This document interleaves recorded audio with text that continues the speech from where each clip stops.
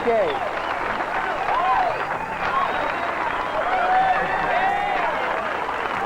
right.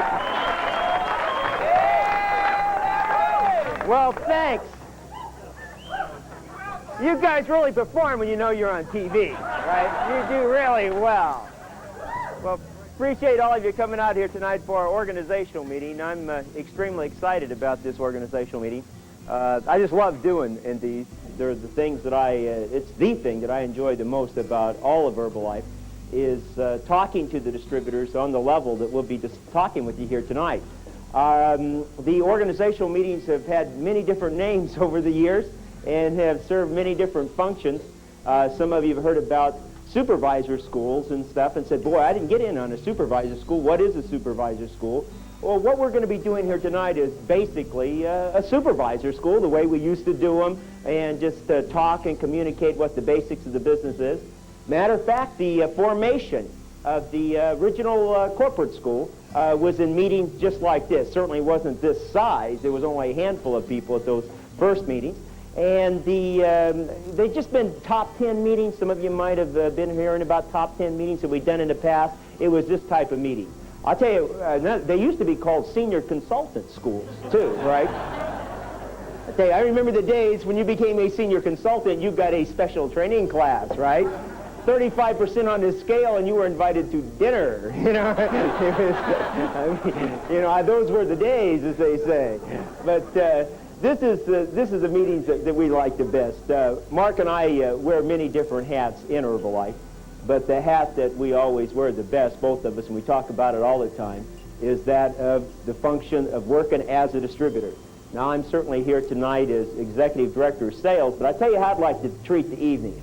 Would not like to treat this as this evening here as the corporation to distributor, because there's a lot of you out here that are in my downline organization. I'd kind of like to treat this training class here tonight as distributor to distributor, how to go about it, how to build your business.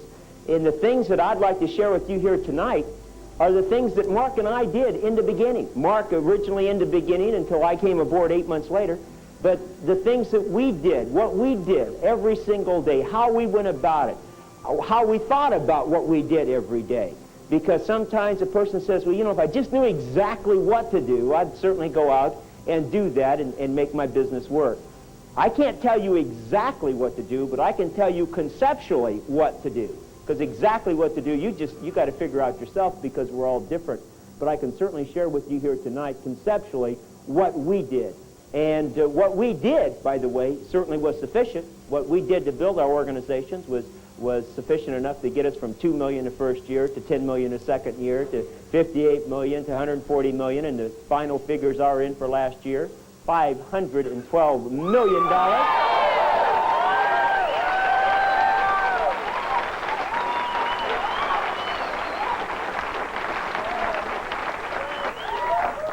Our monthly sales volume last month was a little over $90 million, and sales volume on product alone makes us the #1 direct sales company in the world.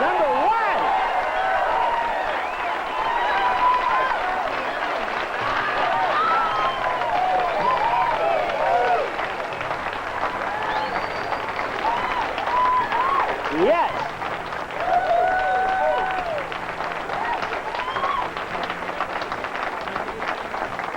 You need to be clapping for yourself, because you certainly did it. And I think it's only appropriate that we came #1 in the last month of our 5th year, because we predicted that that's what we would do, and it was only appropriate that we did do that.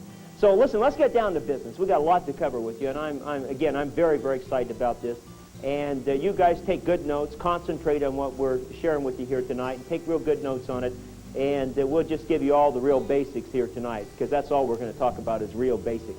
I'd like for you to have a title for your notes here tonight, and we're going to take good notes, okay? I'll tell you what, how serious I am about this thing is I have notes tonight, right? Might only be some chicken scratch up here, but I know what they say. Okay, you guys take good notes, and here's what I'd like for you to have a title on your notes here tonight. And the title I'd like to see you have on your notes is How to Build Your Business on a Solid Foundation. How to build your business on a solid foundation. Many different ways you can build your business. Many different methods of operation you can go about, but the one that's most important is how would you build it on a solid foundation. Most people want to build their business fast. And I like going fast. I like fast. I really love it. But I'll tell you what's more important than fast is solid, okay?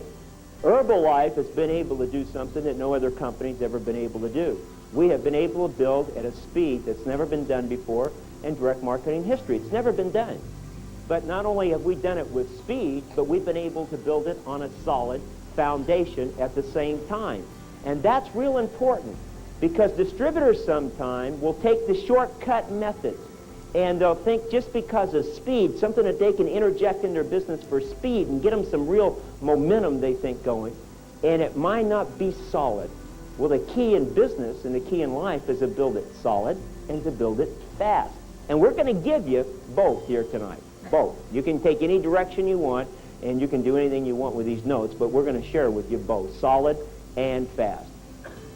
A lot of people think that our method of operation, what Mark and I have used daily to build our own groups and daily to build the corporation, a lot of people think, well, you know, I need it to go faster than that. You know, just use the product, wear the button, talk to people, just I need some more stuff.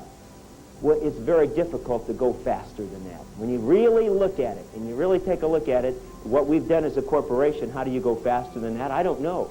Let's take a look at individual distributors and tell me how you go faster than that, okay?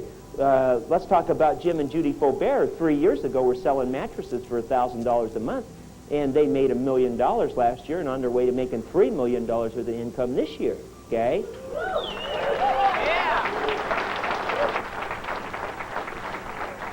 How do you go faster than that, okay? How do you go faster than Roger and Barbara Daly, who were bankrupt carpet cleaners 3.5 years ago, and their monthly income alone last month was over $71,000 in royalties? How do you go faster than that and still build? I don't know how you go faster than that, A. And B, I can't even comprehend going faster than that and build on a solid foundation. So the key is to build it on a solid foundation. Now, let me cover some subjects with you here. There's 3 different stages that a distributor goes through. And if you understand these stages, and you can identify them, and you understand what's going on, it just helps you, okay? Here's the first stage that a distributor goes through. And it's called the baby distributor. Someone gets into Herbalife, and they're the baby distributor. And that's the one that's the most exciting for me to be around, is the baby distributor, because they're so childlike excited about everything. You ever notice that, the new distributor? They get in and, they get excited about everything. They get excited about how to mark the can. You ever notice that? They just giggle and mark it up, and they make a big deal out of it, right? Because they're a baby distributor, and they're anxious to learn. And I'll tell you, not only is it childlike excitement that gets me so, where I like being around baby distributors so much, but the reason I really like them is that they're teachable. And that's what you need to get down in your notes. They're teachable. That's what makes them fun to be around. A lot of people are excited in different things, but baby distributors are very teachable. Just like babies in life. You ever notice that? Babies in life are very anxious to learn, very anxious to please, and very anxious to excel. You ever notice that? And that's why babies are so much fun in life to be around, because they want to learn. Every day they want to learn. Every day they want to do better. Every day they want to share with you their accomplishments. See? That childlike quality. And so the baby distributor gets started, and it's a very good analogy as far as I'm concerned, is that from being a baby to a baby distributor. Now, the next stage that a distributor goes through is called the sophomore stage. Sophomore. The sophomore distributor. Now, that's analogous to someone going from a baby in life to about that sophomore year of high school in life. Now, for those of you that can remember back there, okay, you can kind of remember what it was like. Maybe you have some children that are going through that, or some friends of yours have children that are going through that, and you know kind of what it's like. When somebody goes from this baby stage, very teachable, and they get to this sophomore stage, is kind of where person sophomore in life kind of reaches a stage where they think they know a whole lot more than they're ever really going to know. You ever notice that? Good example, sophomore in high school generally gets their driver's license, right? And immediately they think they're Mario Andretti, right? They can do anything. And they know all about relationships in life and everything. And that's analogous to someone becoming a sophomore distributor. Because sophomores in life and sophomore distributors, when they reach that stage, they're no longer teachable because they know some things.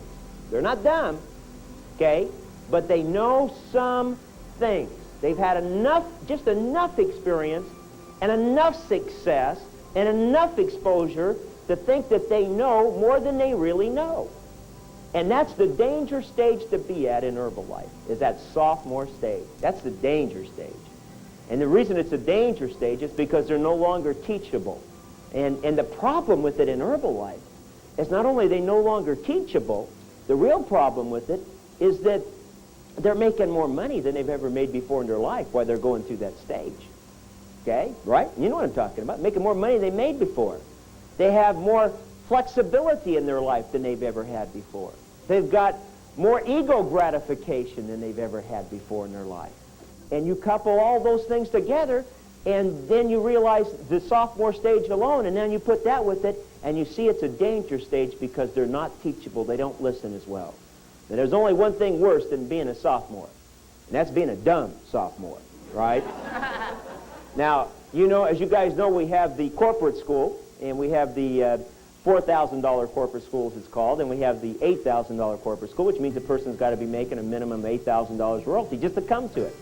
The majority of our $8,000 corporate school are sophomores. The majority. Yes, your sponsors, and yes, you out there, right? You're in that sophomore stage, okay? And remember this, you know, we all go through it. You understand? We all go through it in life, right? And we go through it in Herbalife.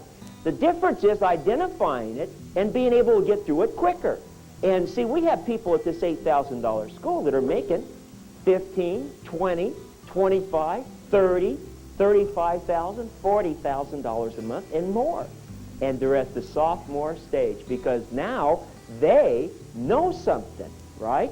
They have had some experience and they know something and they're not quite as teachable as they were. There's a tremendous difference between the $4,000 corporate school and the $8,000.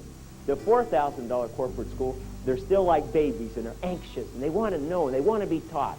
See, the $8,000 people are out there walking around talking, not taking notes because they're sophomores, okay? Nothing wrong with them, you know what I mean? But they're just sophomores. Now, the next stage that someone goes through is called the mature distributor. And that's the fun part. That's the really good, that's when it gets relaxing, is when they go through this mature distributor, just like in life. How do we get past this sophomore stage in life and get to the mature stage in life? It's when we have one day that we wake up and we realize that we're not as smart as we thought we were. That day that we wake up and said, I got a heck of a lot more to learn. Matter of fact, I've got more to learn than I'm ever going to learn. And that stage where we wake up and say, listen, no matter what happens in life to me, I'm going to have to deal with it. And so you just start relaxing. And that's when a person reaches maturity. You know what I'm talking about in life. When a person reaches that mature stage, and age has very little to do with it. I think it really has a lot to do with priorities and goals, and I think it has a lot to do with, you know, their environment. I don't know what all it has to do with, consistency of thinking. But one thing it certainly has to deal with is to realize that you don't have all the answers. You know, I had to go through that in life, and I had to go through it in my business life. I had to go through it personally and had to go through it in my business life also. And you know, when you reach that stage, that mature stage as a distributor, I'm telling you something, it's just like the difference between night and day. You relax. It really doesn't make much difference what happens. You might not like what happens, but you deal with it in a different manner. Just like that mature stage in life. You might not like what goes on around you in life, but you certainly deal with it as a mature individual. You might not like interest rates, but let me tell you something, you deal with it, don't you? You don't whine and cry, and you don't go throw things at the wall because the interest rates went up an extra point. You're a mature individual, so you deal with it. You might not like inflation, but as a mature individual, what do? You deal with it. You might not like weather conditions, but as a mature individual, you deal with it. And that's exactly like it is as for a mature distributor. No matter what takes place, you deal with it, you move on down the line, and you might have heard this term called relaxed intensity. Have you ever heard that term before, relaxed intensity? That's what that means, okay? You just relax. Doesn't mean you're not intent about what you're doing. It means you don't have intensity in your business life, but it means that you're a little bit relaxed about it. No matter what takes place, you're going to deal with it and move on down the line, okay? So you got to recognize those stages. And it's a real pleasure. It's a real pleasure to always be around these mature distributors that have reached that stage and are relaxing. And that's the ones that it's fun to be around again, like the baby distributor. And here's what you can put out there beside your notes. As a mature distributor, you become teachable again. Extremely teachable. And that's the distributors at the $8,000 school that are taking notes like crazy. That's the ones that are there hanging on every single word. That's the ones that rolls with the punches, okay? And that is the stage to be at, is that mature distributor. And you'll get there. You'll get there no matter what. I will tell you this much about the $8,000 school. I certainly take a few shots at them, and they deserve it because they need to understand that, you know, whatever they're doing right now is not that much, okay, when you really sit down and look at it. But the thing that I like about the $8,000 school is we're gaining ground. We're gaining a lot of ground, and every day we're having more people at that $8,000 school that is reaching that maturity stage, and it's a real pleasure to watch them get there and finally make that transition and start moving ahead. So, okay, we've talked about the 3 stages here. Let's go to another category here that maybe will help you explain this a little bit. It's called metabolism. Metabolism. By explaining how the body metabolizes food and how we get energy and growth from it, might be able to help explain some of these different stages that we go through, okay, and what we're experiencing when we go through it. Now, as we metabolize our foods and we start to chew our foods, the digestive enzymes start to occur right there, some of them do, and as we start to metabolize our food, what takes place is that we get, as it's metabolized, we get growth and we get energy from it. Now, in almost every grocery store today that you go to, there's a gourmet food section, isn't there, in almost every grocery store. And they have some really fine gourmet foods now. I mean, they've really, in the last couple, 3, 4 years, really stepped up and got fine stuff. And I want you to think about going through the gourmet food section of any grocery store and finding some incredible gourmet foods. Now, will you get growth and energy from those gourmet foods on the shelf? No, you can't, right? Because they're not what? Metabolized. They're not metabolized. You only get growth and energy when you metabolize your food. That's the only way you can get growth and energy, is through metabolization. And as an analogy to that, some people will be down in a training class like this right here. And you know what happened? They won't concentrate. They won't get it down because maybe they're at that sophomore stage, okay? And maybe they have personal problems going on. Maybe they're not at the sophomore stage, but maybe they have personal problems and different things that they're thinking about, okay? But for whatever reasons, they're not concentrating, okay? And they don't get it. So they don't get any growth and energy out of me. You ever notice how some of your distributors can come down to a training class like this? You get a lot out of it, and you say, were they sitting next to me, right? Why are they asking me this stuff? Didn't they go through the same training class that I did? Well, the difference was it was like food on the shelf for them. You cannot metabolize food on the shelf. It cannot be metabolized. And that's the person that comes down here and doesn't concentrate, doesn't take notes, doesn't concentrate, really doesn't quite get the picture. Now, someone takes this food from the shelf and takes it home. And at home, they prepare this incredible gourmet meal. And it's set on the table with the best candlelight, music, and everything. Do you get growth and energy from that? No, because it's not what? Metabolized, because you haven't consumed it yet. Some people will come down here, not concentrate at all, okay, not get notes at all, not hear a thing that's being said.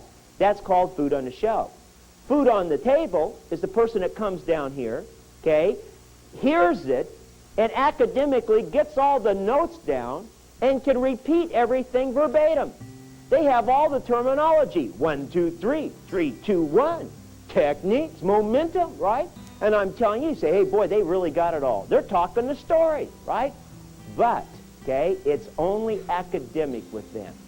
They're not applying this yet. It's only academic, period. They've got it down, but they're not utilizing it. And if they don't apply it, they cannot, without metabolizing this, it cannot be applied, is what I'm trying to say. It has to be metabolized to be applied. And some people come down here, concentrate, get the notes, have good notes and everything, but they don't get any real growth, and they don't get any real energy from it. Reason? It was not metabolized. You understand? Okay? Now, the person that gets growth and energy from a training class like this is a person that takes it from the shelf, food from the shelf, takes it and food from the table and actually consumes it, completely metabolizes it, and that's the person that gets the growth. That's the person that gets the energy. That's the person that gets the cell structures being rebuilt. You understand what we're trying to say here? That's the person that does it. Now, in metabolism, there's a couple of different parts. One part, the building part, is called anabolism. Anabolism is the building part. As I said earlier, as you start to chew your foods, the digestive enzymes come up, and as it goes down the different tracks here and does all the things that it does, that is, through the anabolism process, is what gives you growth and energy. The other part is called catabolism. And catabolism is the waste products. See, you've got to learn to identify your waste products in your business life. You've got to be able to identify it and get rid of it. A lot of us bring with us waste products to our Herbalife business from previous experiences, business experience and personal experience. We bring waste products with us, and we've got to learn to identify that and set that aside and not focus on catabolism, only focus on anabolism, so that we can fully metabolize everything that we have, and that is where we get our growth and energy. Okay? Now, I'll tie all this together for you guys, okay? And if you'll concentrate, I'll get this set up, and we'll tie this whole thing together for you, and you take good notes here, and then we'll get to a point here in the training class where we've covered all our subject matter and get you there, step at a time, and then we'll be able to open it up for questions and answers. So you guys just be real patient here, and we'll get it. Now, let's go to the next subject matter here, and it's called techniques. So let's talk about techniques. You need to understand what a technique is. You need to understand what a technique does. You need to understand the different parts to a technique. And you need to understand why techniques are absolutely necessary in all sales organizations except Herbalife. And you got to understand why in Herbalife, why a technique will slow you down. Why techniques are excess baggage. Why they're such a detriment to your business. You've got to understand about techniques. Well, the first thing we've got to do is define a technique for you. Most of you in this room here tonight came down here looking for techniques.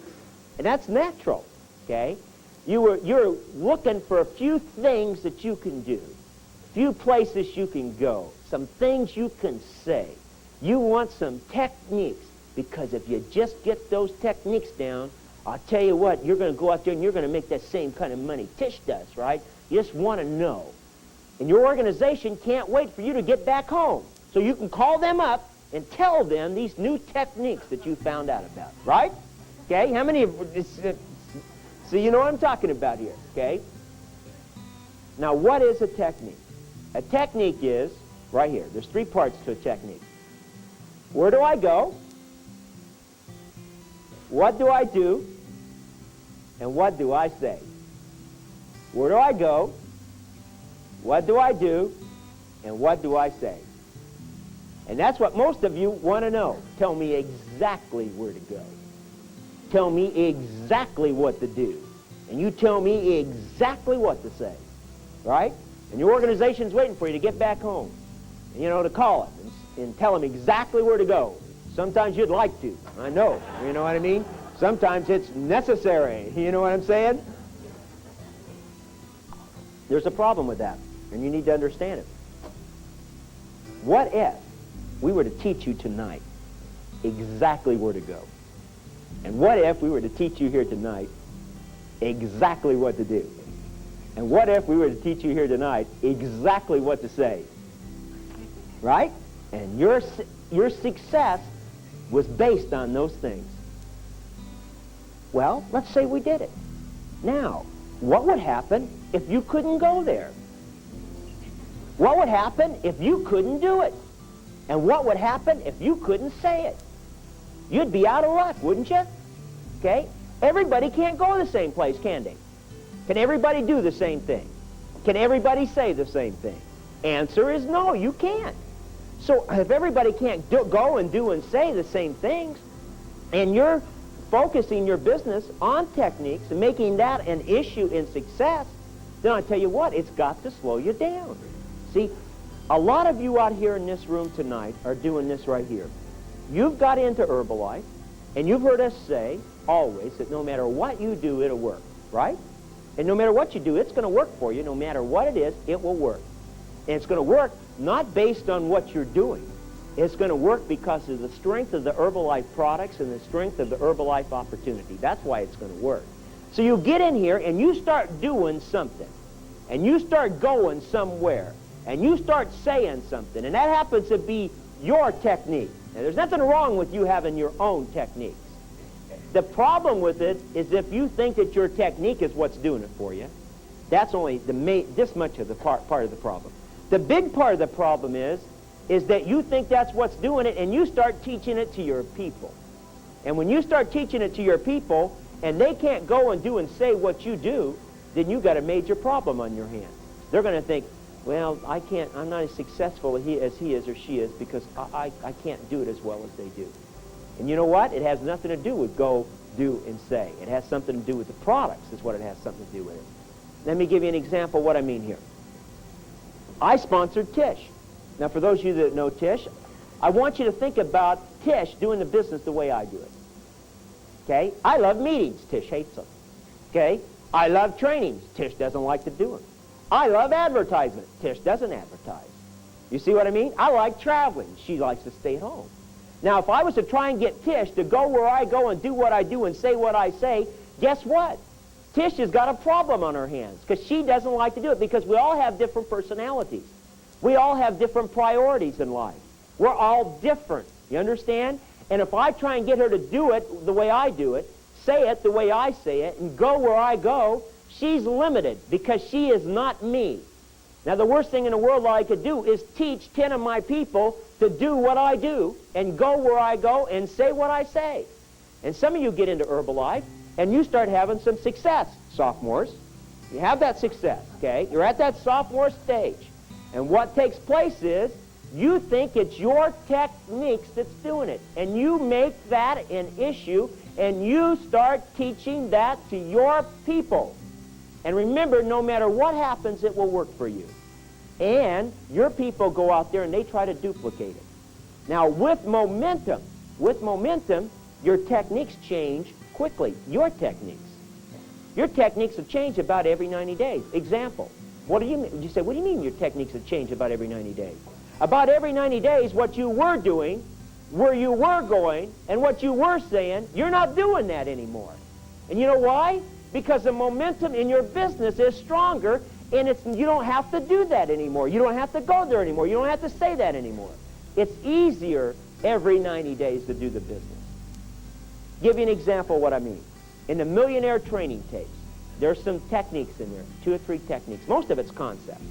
And it's been about 2.5 years ago that we started sharing with you guys that we have now reached the momentum stage in our business where we're no longer going to teach you techniques. Because any technique that we can teach you now, as fast as we're growing, will be outdated in 90 days, and it will slow you down. And we said the only technique we're ever going to teach you from this point on is what to do on this button. How many in this room remembers that? Okay? Well, there's quite a few in this room that was in back then that remember that. Because we knew, and Mark and I looked forward to the day that we could reach that momentum stage in Herbalife where we would not have to go off of techniques. We looked forward to where the momentum would get going, and as soon as we had it there where it was no longer techniques, anybody could do it. And we relished that day. And it was about 2.5 years ago that we identified that, and we said, no more techniques, strictly concepts. The only technique we're ever going to teach you is this button, and that's all we've ever taught you since, okay? Now, in the Millionaire Training Tapes, there are some techniques in there.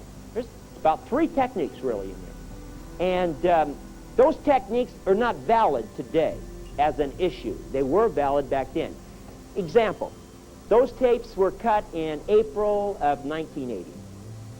In April of 1981, excuse me. And in April of 1981, at best, we were doing $1 million a month. At best, okay? Now, I think it was less than that, but just for round figures and an analogy here, at best, it was $1 million a month. Last month, we did $90 million. So there's 90 times the momentum today than there was of April of 1981. There's 90 times the consumer awareness today as there was in April of 1981. It's 90 times easier today than it was in April of 1981. There's 90 times the income today as there was in April of 1981. Okay, 90 times. Now, a technique that we taught in those Millionaire Training Tapes was, for example, one of them was that you had to talk to 10 people a day about the products and 10 people a day about the opportunity. How many remember that? Right? Got to talk to 10 people a day about the products, 10 people a day about the opportunity. Today, that's not necessary because there's 90 times the momentum going. And I will validate that for you. Now, honesty is what's necessary here. How many in this room do not legitimately talk to 10 people a day about the products and opportunities? Almost unanimously. So would you agree with me that that is not an issue in your success? So if you were teaching people that they had to do that technique, do you see how that could possibly slow them down? Because what do you want to hear as a new prospect? And by the way, do you wish it was like it was in April 1981 that you had to talk to 10 a day? Or do you wish it was like it is today? Okay? It's like, you wish it was like it is today, right? Because you don't have to do what we had to do then because it goes faster today. Okay? It's much faster. It's much easier today. Now, as a new person in the business, what do you want to hear? That you've got to talk to 10 people every day about the products, and you've got to talk to 10 people every day about the opportunity? Or do you want to hear what we say today? What do we say today? Every opportune moment. Just talk to people at every opportune moment, and you're going to make it in this business no matter what. Which would you rather hear, A or B? B. Which one is true? B. Obviously, we validated it by this room. So if you're teaching people and making it an issue that they've got to talk to 10 people a day about the products and 10 people a day about the opportunity and making that an issue, that will slow them down today. You understand? Now, there's nothing wrong with talking to 10 people a day. I think it's great. I think there's something wrong when it becomes an issue in their success. I think it's something wrong when you focus on that as a means for them to make their business go, because it's just not necessary. Okay? Let me give you a couple of stories here that maybe will validate this technique situation. And I'm going to tell you about the Sam Kalanick story. A lot of you in this room have heard about Sam Kalanick. We used to have it in the Herbalife story that shows on television every month. We edited it out of there because we had to cut that back on time, and so that's no longer in there. But it's a very important story, and there's a lot to be learned from this story. Sam Kalanick, for those of you that have met Sam, Sam's a very nice gentleman. That's the best way to explain it. Okay? He's a nice person. If you meet Sam, you're going to like Sam. Okay? Sam's a professional. Sam's a businessman. Sam got on the products, and he lost around 50 pounds. I don't remember what it was, but right at 50 pounds that he lost on the product. And he got very excited about it and decided that he wanted to go with the Herbalife opportunity. And he got started as a distributor. And he brought with him his business experience. He brought with him his professional experience. And Sam was of the opinion that 95% of the people in the world made a living and 5% made a fortune. So he wanted to build his business based on that 5%. Well, that's certainly not what we have done, okay? But Sam was of that opinion and he wanted to do that. Sam built his business based on 2 issues. It wasn't the products, and it wasn't anything else. What it was Sam Kalanick's techniques. Where to go, what to do, and what to say. And the second issue based on that he was building his business on was Sam Kalanick's personality, Sam Kalanick himself. Those two things were the issue. He was making those two things the issue to everybody he talked about. Listen, if you get going with my organization, I know how to do this, and I'll tell you what, I'll show you exactly what to do. I'll show you exactly where to go, and I'll tell you exactly what to say. And as long as you do that, you'll be successful in my business, and I'll help you. Good story, okay? Sounded good. Sam got going. We liked Sam. Mark and I liked Sam from the day we met him. And so we saw some real potential in Sam. So we started talking to Sam, and we realized what he was doing wrong. And we started telling him very easily in the beginning that that wasn't the real issue. He had to build it based on the products and a person's emotional experience with the product. If they weren't emotionally tied to the products, there's no way that they could sustain that momentum. Well, Sam wasn't exactly listening to us. But there's no reason why Sam should listen to us. I want you to put yourself in Sam's shoes. Sam's second royalty override was $14,000. His third, $17,000. His fourth, $24,000. And he was number 2 in the company at that point, about 2 years ago. Now, if you were in Sam's shoes, making that kind of money, you never made that kind of money before, making it that quick, would you listen to these two yo-yos? Okay? No way in the world that you would listen. But here's what we told Sam. And we told Sam, said, here's what's going to happen to you, Sam. Because your business is built on techniques. Where to go, what to do, and what to say. What's going to happen is as this thing starts getting outside of your influence, where you can daily and hourly influence it, when it starts getting to your second, third, and fourth generation, these people are, and you can't influence it constantly, you're going to find out something. Without you, Sam, on them 24 hours a day, these people can't go there, they can't do that, and they can't say that. And what's going to happen is what has worked so well for you will not work for your people because they can't do what you do, they can't say what you say, and they can't go where you go. No matter how successful they may have been before Herbalife, they are their own individual personality, styles, commitments, etc.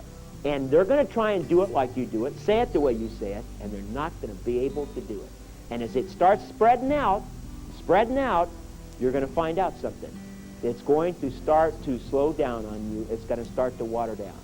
And also, Sam, because you're not making the products the issue, any hard wind that blows, your people are going to go to their knees. And you know what? In his 5th month, both those things happened to him. In the 5th month, his organization started spreading out so much that he couldn't influence it daily and hourly anymore. And his people were trying to do with their people what he was doing with them, and they couldn't do it. And they started getting discouraged. Some of them were full-time and giving them big secure jobs. They were full-time.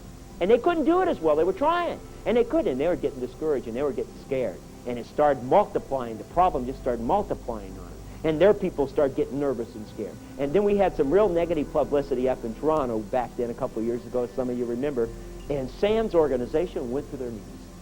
Now, Sam wanted to blame it on the negative publicity, but he couldn't. You know why? Because other people in Toronto's organization kept growing, and his started coming down. And they kept coming down and coming down and coming down and coming down until finally his check stabilized at about $12,000 a month. And that's where it stayed for about a year. Okay? Sam was listening to what we were saying. Academically, he heard every word we said over the next 12 months. Academically. Academically, he had it all down in his notes over the next 12 months. But it was food on the table. It was not metabolized. He was not applying it. And it was about 6 months ago that Sam Kalanick started applying. He started metabolizing some of it. Okay? He had it academically. He started applying what he'd metabolized. And you know what? Guess what? His check started going up. And his last check, this last month, was $35,000. And Sam, it's clear. But I talked to Sam a week ago in Denver. And Sam was disappointed in his last check, okay? Appreciative, don't misunderstand me, but he was disappointed. He thought it should have been between $45,000 and $50,000.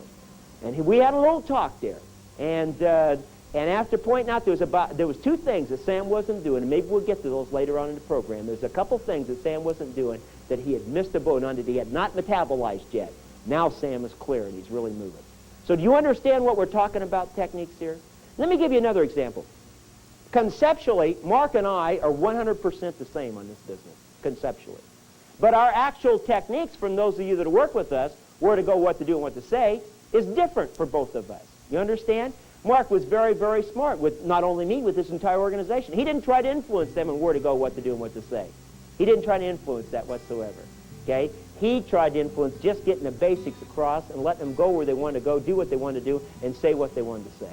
See, that was very, very important because we're all different. You understand? We're all a little bit different, and people will think that what's going to make it for them is where they're going, what they're doing, and what they're saying.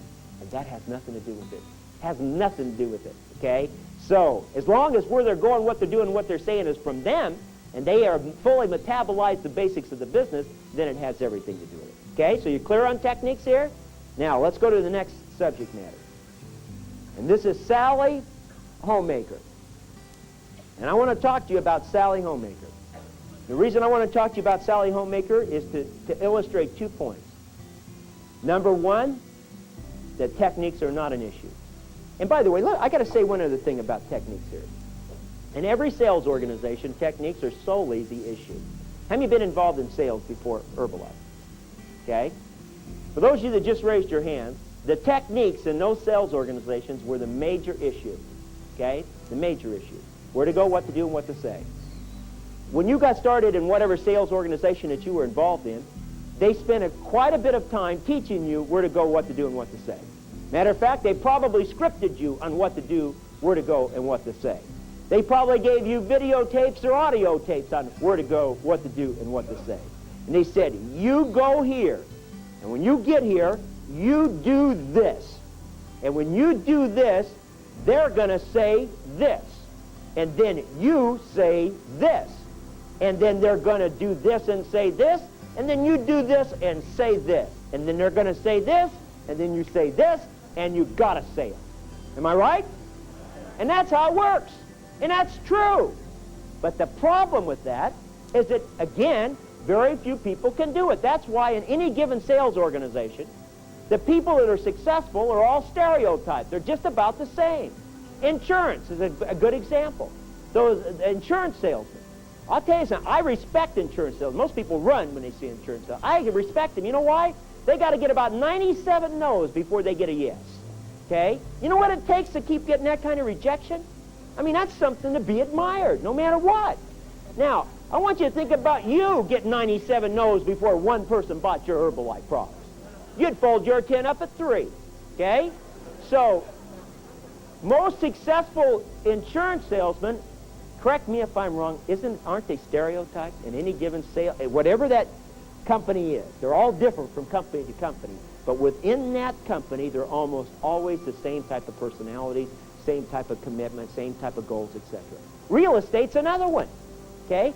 Take a look at anybody that's successful in a real estate organization. Aren't they almost always the same, right? Another one is IBM, high-tech things like IBM, Xerox. Take a look at IBM people. The only way you can tell them apart is their name tag, okay? Get a group of IBMers together like this, and you get one left-hander in the group, and he throws everybody off, right? I mean, those babies all look the same, and they all act the same, and I'm not putting it down. I'm saying that's the way it is, and it's a necessity outside of Herbalife. But in Herbalife, what type of person is successful in Herbalife? All types of people are successful here. Because where you go, what you do, and what you say is only an issue to you. It is not an issue to anybody else. They have got to go where they're going to go and do what they're going to do and say what they're going to say. And if you start teaching that, it's got to slow you down. Because whatever you're doing today, 90 days from now will be different. Because it's easier. Now, I got to validate it being easier. For those of you that were in a year ago, is it easier today than it was a year ago? And there's no question. Now, back up. Those of you that were in 90 days ago, is it easier today than it was 90 days ago? You bet your life, and it'll be easier 90 days from now. So whatever you're doing now, wherever you're going, whatever you're saying will be different.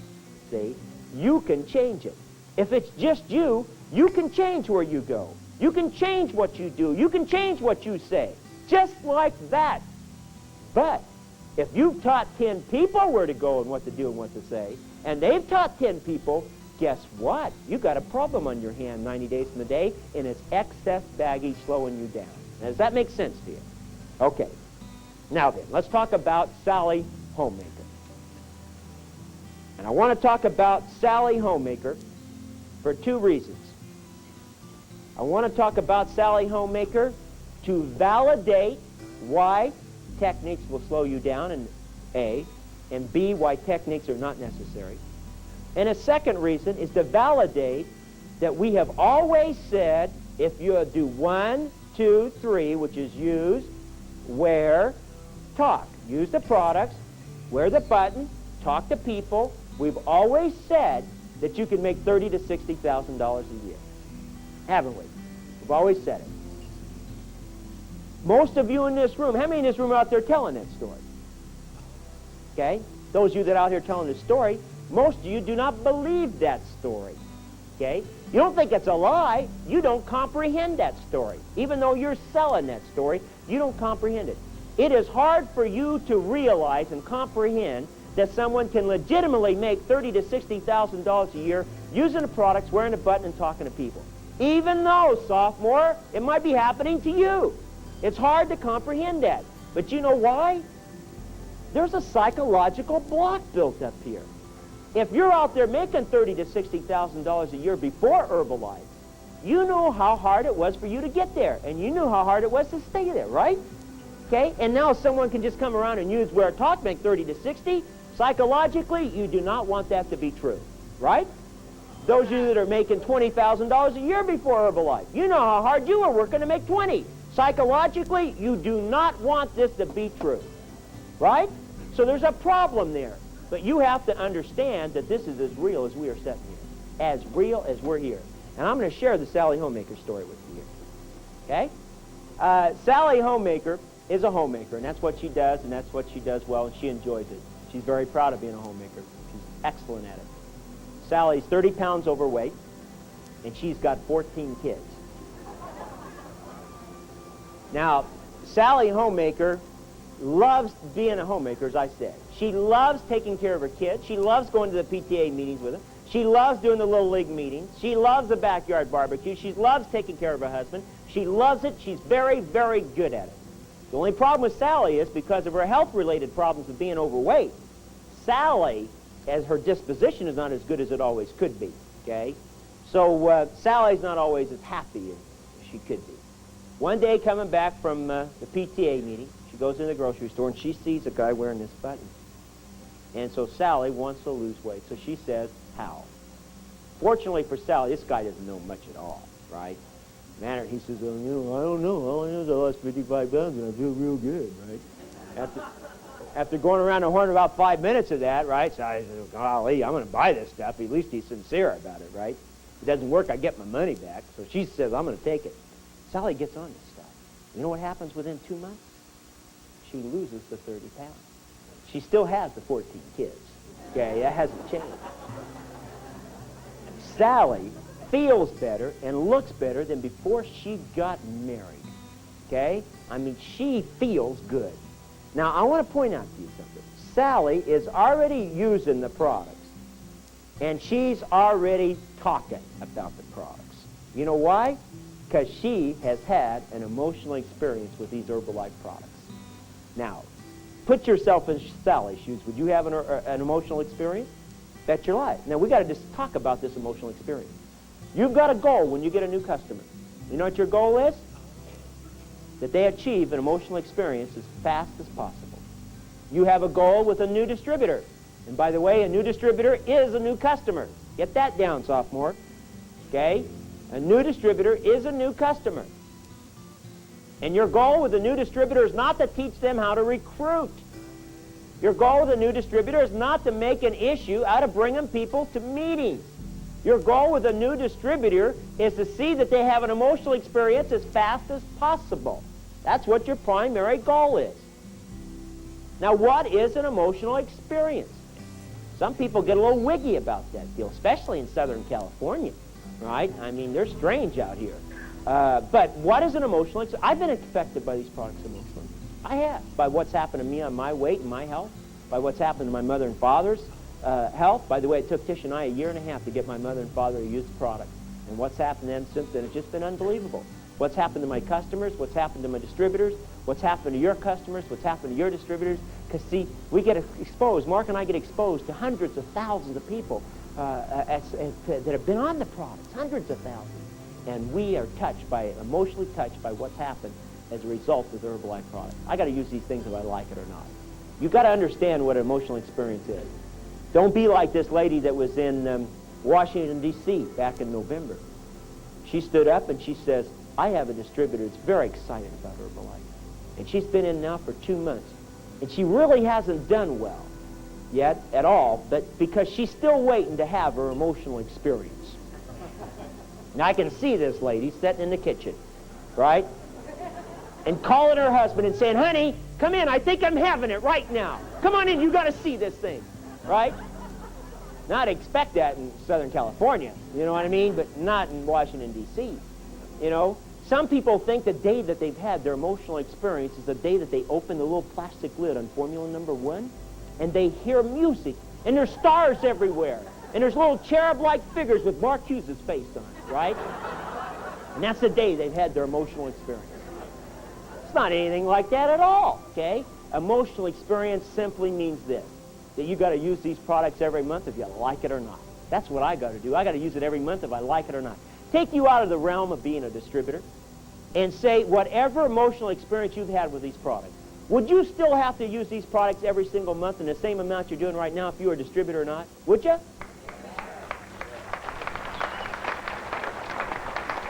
Well, if the answer to that question is yes, then you've been emotionally affected by these products. If the answer to that question is not a quick yes, then don't ask me where to go. Don't ask me what to do, and don't ask me what to say. Figure out how to get your emotional experience immediately. That's the key to Herbalife right there. And we've always said it. Mark has said it ever since day one. He's made that such a major issue in Herbalife. And listen, we haven't got here by accident. We know exactly what we're doing with this company. Okay? This has been by 100% designed to get us to where we are today. So Sally's had that emotional experience. She's already using, she's already talking. And as a result of Sally's emotional experience, everywhere she goes, people are saying, Sally, what happened to you? And she's telling them Herbalife. If they don't ask her, she tells them anyway, right? And consequently, everybody wants to get on it, and Sally is giving all kinds of referrals to her distributor. And you know what? Every one of them that gets on this stuff loves it and having the same thing happen to them. After a couple months of this stuff, Sally says, wait a minute. Everybody I tell about Herbalife, what happened to me, they want to buy it. Everyone that buys it has the same results as I do. Why don't I just start selling it? If I start selling it, then I could get my own stuff cheaper and I could make some extra money for the family budget. So she calls up her distributor. She says, can I sell this stuff? And he says, yes. So he comes over that afternoon at 2 o'clock to sponsor her. Now when he gets there, again, fortunately for Sally, this guy knows less about business than he did about the products, right? She had to help him sign her up, right? And so, it took a long time for her. It took about 2 hours for her to get herself signed up there, right? And they're going through all this stuff. He didn't even know how to fill out the distributor application, right? Okay? He didn't have a supervisor's phone number or address or anything, but he did have the name and the social security number. So Sally keeps looking at this guy, and she said, boy, if he can do it, I definitely can do it, right? So Sally's excited about it, okay? The guy now puts his little bag away and starts to go away, and he says, thank you very much and good luck, and he's bumping into the wall as he goes out. And as he's walking across the street to get in his car, guess what happened? This guy gets ran over by a truck. Gets killed right in front of Sally's house, okay? Unbelievable. Sally's never had an experience like this before. She doesn't know what to do. Certainly she goes to the guy's funeral, but what's Sally going to do? Where's she going to get her training? Where's she going to go to meetings? She doesn't have a sponsor. Where's she going to get her products? Poor Sally. She doesn't even have a VCR.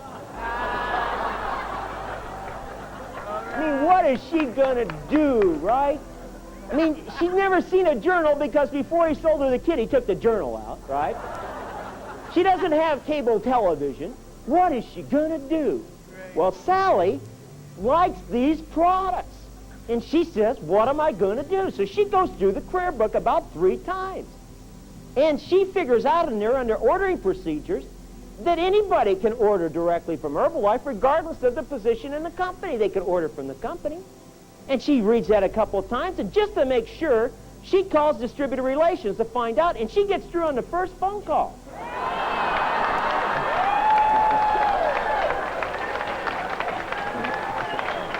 Went a little bit too far, huh? You're not going to buy that one. This was in June of 1980. But Sally figures out that she can get her product just by ordering them, and she starts going. Now, she's already been using, and she's already been talking. But you know what she does? She gets down in her distributor kit and pulls out this button. She figures if it got her, maybe it'd get others. So she starts wearing. Now, she's had her emotional experience. She's already been using. She's already been talking. She's already been getting customers, but they were for a distributor. Now, with this kind of scenario that I just painted for you, do you think that it's safe to assume that Sally Homemaker can get one customer a week? Hypothetically, one customer a week. Okay. Let's give her a year to build her business. But let's give her 2 weeks vacation off so we can have round figures. She'd have 50 customers at the end of the year. Is that correct? Now, how much product does a regular customer buy? I hear 100. I hear 150. I hear 400. Okay. I don't know how much a regular customer buys. Okay, I don't know where you got those figures, sophomores. Okay, but they certainly were from logic and reason here, because let me tell you something. I use over $100 worth of herbal aloe by myself, not because I'm a distributor, but because I've been emotionally affected. Now, who's a regular customer? You are. How much do you buy for your own personal self each and every month?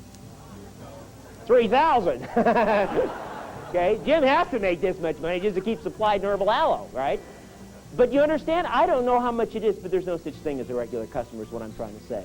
It depends upon their emotional experience. Some of you say, well, my customers never repeat. They never buy a second time. Why should they? If they haven't, would you buy a second time if you weren't emotionally affected by these products? No, you wouldn't. Would you be a lifer if you weren't emotionally affected? No, neither will your customers. Don't you understand why it's so important? Neither will your distributors.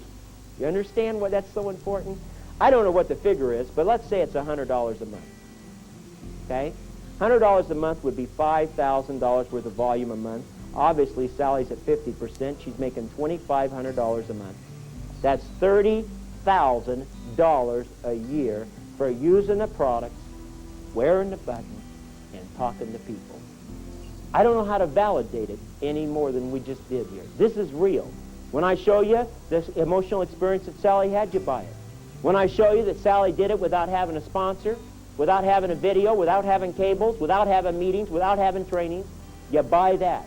When I talk about one customer a week, you buy that. When I talk about $100 per customer, you buy that. When I show you $30,000 a year for using the products, wearing the button, talking to people, psychological block. Okay? You guys have got to see what's going on. This is real. This is real. And by the way, did she do this without your incredible, informative, nutritional training class? Did she do this without your awesome motivational session and time set management and goal setting? Did she do it? Did she do this without your illegal brochures and pamphlets? She did it by what? Using the products, wearing a button, and talking to people, and having an emotional experience on these products. That is how Sally did it. Now, if you really want to have fun with this, okay, I want to give you some homework. We don't want to do it right now, but I want to give you some homework. If Sally did this, do you think that it's safe to assume that Sally might have 5 of her customers want to become distributors before the year's out? And do you think that if Sally got 1 customer a week, do you think it's safe to assume that maybe they could? And find out what Sally would do if she had 5 first-line people that did this too. And then you know what? Figure out what it'd be the second year if those 5 got 5, which would be 25 on your second line if they did it. And then figure out the third year if those 5 got 5, which is 125 on your third line, and see what your income would be a month. Why don't you try that out as homework, okay? And see what it can be with using the products, wearing the button, and talking to people like Mark and I have always said. See what could happen to you, okay? Now, Let's move to the next subject here. What's the Roman numeral on that? I think the next one is 4 or 5. 5, Roman numeral number 5. It's called momentum.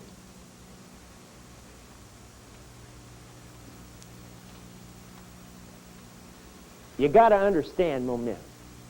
Momentum is the most exciting thing that there is. You got to understand it. If you understand momentum, and if you understand this, first of all, we've already talked about the different stages that a distributor goes through, haven't we? We've discussed that with you. We gave you some analogy of that by talking about metabolism and how it had to be metabolized and applied before you can ever get any growth from it. You understand what a technique is and the different parts of it. And you understand why every sales organization has got to have it, and why there are excess baggage here in Herbalife and why to slow you down. You certainly now understand the Sally Homemaker story of $30,000 to $60,000 a year of using the products we're in the button and talking to people. Now, let's get to momentum.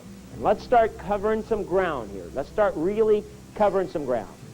And you guys need to understand the value of momentum and what momentum does and how you get it, and how you advance it, and how you sustain it. Now, there's 3 parts to momentum. There's 3 parts to it. The first part to momentum is you've got to learn how to establish momentum. You've got to learn how to establish it. Now, I'm going to give you some analogies here. And we don't want to talk about the business just yet. I'm going to give you some analogies, and then we'll tie it back in with the business, okay? Let's say the wimpiest person in Los Angeles wanted to build their body. How would they go about establishing bodybuilding momentum? How would they go about it? What would they have to do? They'd have to lift weights, but they'd have to lift weights what? Daily, consistently. Here's how you establish momentum. Consistency of effort establishes momentum in anything. Consistency of effort establishes momentum in anything. Now, here is the wimpiest person in Los Angeles, and they want to build their body. What do they have to do? Every day they have to do what? They have to lift weights, don't they? Every single day they just have to lift them. Now, no matter if they feel good, they got to lift weights. No matter if they feel bad, they got to do it every single day. No matter if the weather's good, no matter if the weather's bad, what do they have to do? Every single day they have to do this. No matter if they fought with their husband, no matter if they fought with their wife, what did they got to do? Every day they have to do this. Every single day, and pretty soon what happens? What's happened? They have established some bodybuilding momentum. Correct? No matter who they are. Is that right? Okay, now, let's talk about establishing weight loss momentum. How will a person, if the most important thing is that they have an emotional experience with these products, then wouldn't the most important thing for you to know how to do is how to establish that weight loss momentum? Wouldn't it? Now, when I say weight loss, they might need to do weight gain. The concept is exactly the same. It might be nutrition. The concept is identical. I'm going to deal with weight loss, okay? So if have an emotional experience, then let's call it weight loss here so we're all on the same wavelength. How would someone establish weight loss momentum? Consistency is how they do it. Consistency. Daily, they got to do it. And someone yelled it out here. I'm going to give a handle to it. It's called 3, 2, 1. So when I'm referring to, you already know what 1, 2, 3 is. 1, 2, 3 is what? Use, wear, talk. And that's what 1, 2, 3 is. 3, 2, 1 is this. Tablets 3 times a day. Shakes twice a day. 1 main meal. Eat anything you want.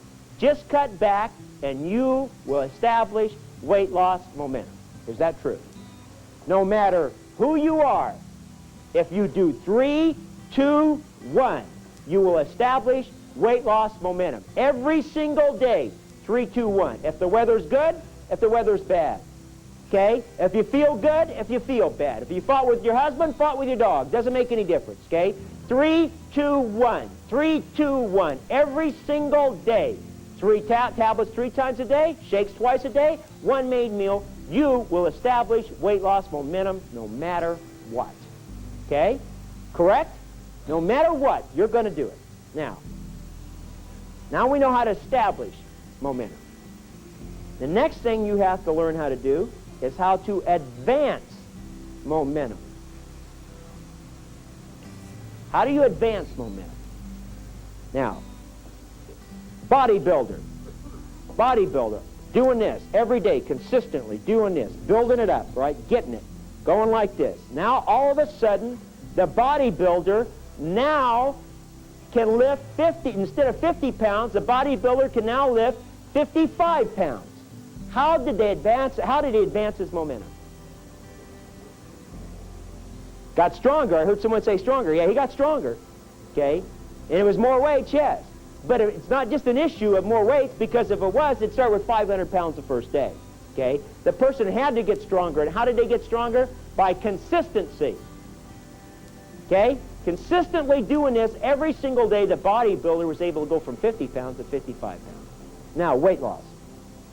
How does a person go in weight loss? You guys have experienced this yourself, and certainly your customers have experienced this. A person, through consistency, is establishing momentum. 3, 2, 1, 3, 2, 1, 3, 2, 1. Then the next thing you know, the inches and weight starts melting off. How many have had that happen? Right? So the weight loss momentum was advanced. How was it advanced? Consistency. Write this down in your notes. Advancement of momentum is automatic with consistency. Advancement of momentum is automatic with consistency. No matter what, it's going to advance. See, most people spend their time right here trying to advance momentum.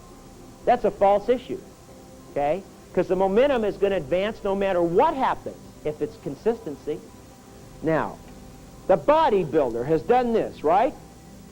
And it's established momentum. Then the bodybuilder consistently did this and advanced momentum. So momentum was here, and through consistency, it automatically advanced to here, right? Now the issue is to be able to do the third part, which is sustain it at this level. And that's number 3. You need to learn how to sustain momentum. So, 3, 2, 1, 3, 2, 1 is how you establish weight loss momentum. You get it to here. And by doing 3, 2, 1 consistently, the momentum is automatically advanced to here. Now that it's at this level, don't you want to sustain it at that level? How do you do it? How do you keep it here? 3, 2, 1. Okay? 3, 2, 1 is how you do it. By keeping it right here. 3, 2, 1 is how you keep it right here, and now you sustain it. Now it's sustained at this level. And because you're consistently doing 3, 2, 1, guess what happens next? It advances to the next level. And once it gets here, what do? 3, 2, 1, 3, 2, 1, 3, 2, 1. And what happens? It stays here. And then what do? 3, 2, 1, 3, 2, 1, and guess what? It goes up to the next level. You got it? Okay, now that's how you do it. Most people, though, get on the Herbalife products, and here's what they work on, advancing their momentum. Can the bodybuilder artificially advance his momentum? Yes, he can. Steroids. Okay? Can a person taking Herbalife products artificially advance their weight loss momentum? Yes. Not 3, 2, 1, 3, 3, 0. Tablets 3 times, 3 shakes, no meal. Right? But maybe they advanced it up to here, but would they sustain it at that level? No, you can't, because you can't consistently take steroids. You can't consistently do 3, 3, 0. And when you fall back down and start doing basics, guess what?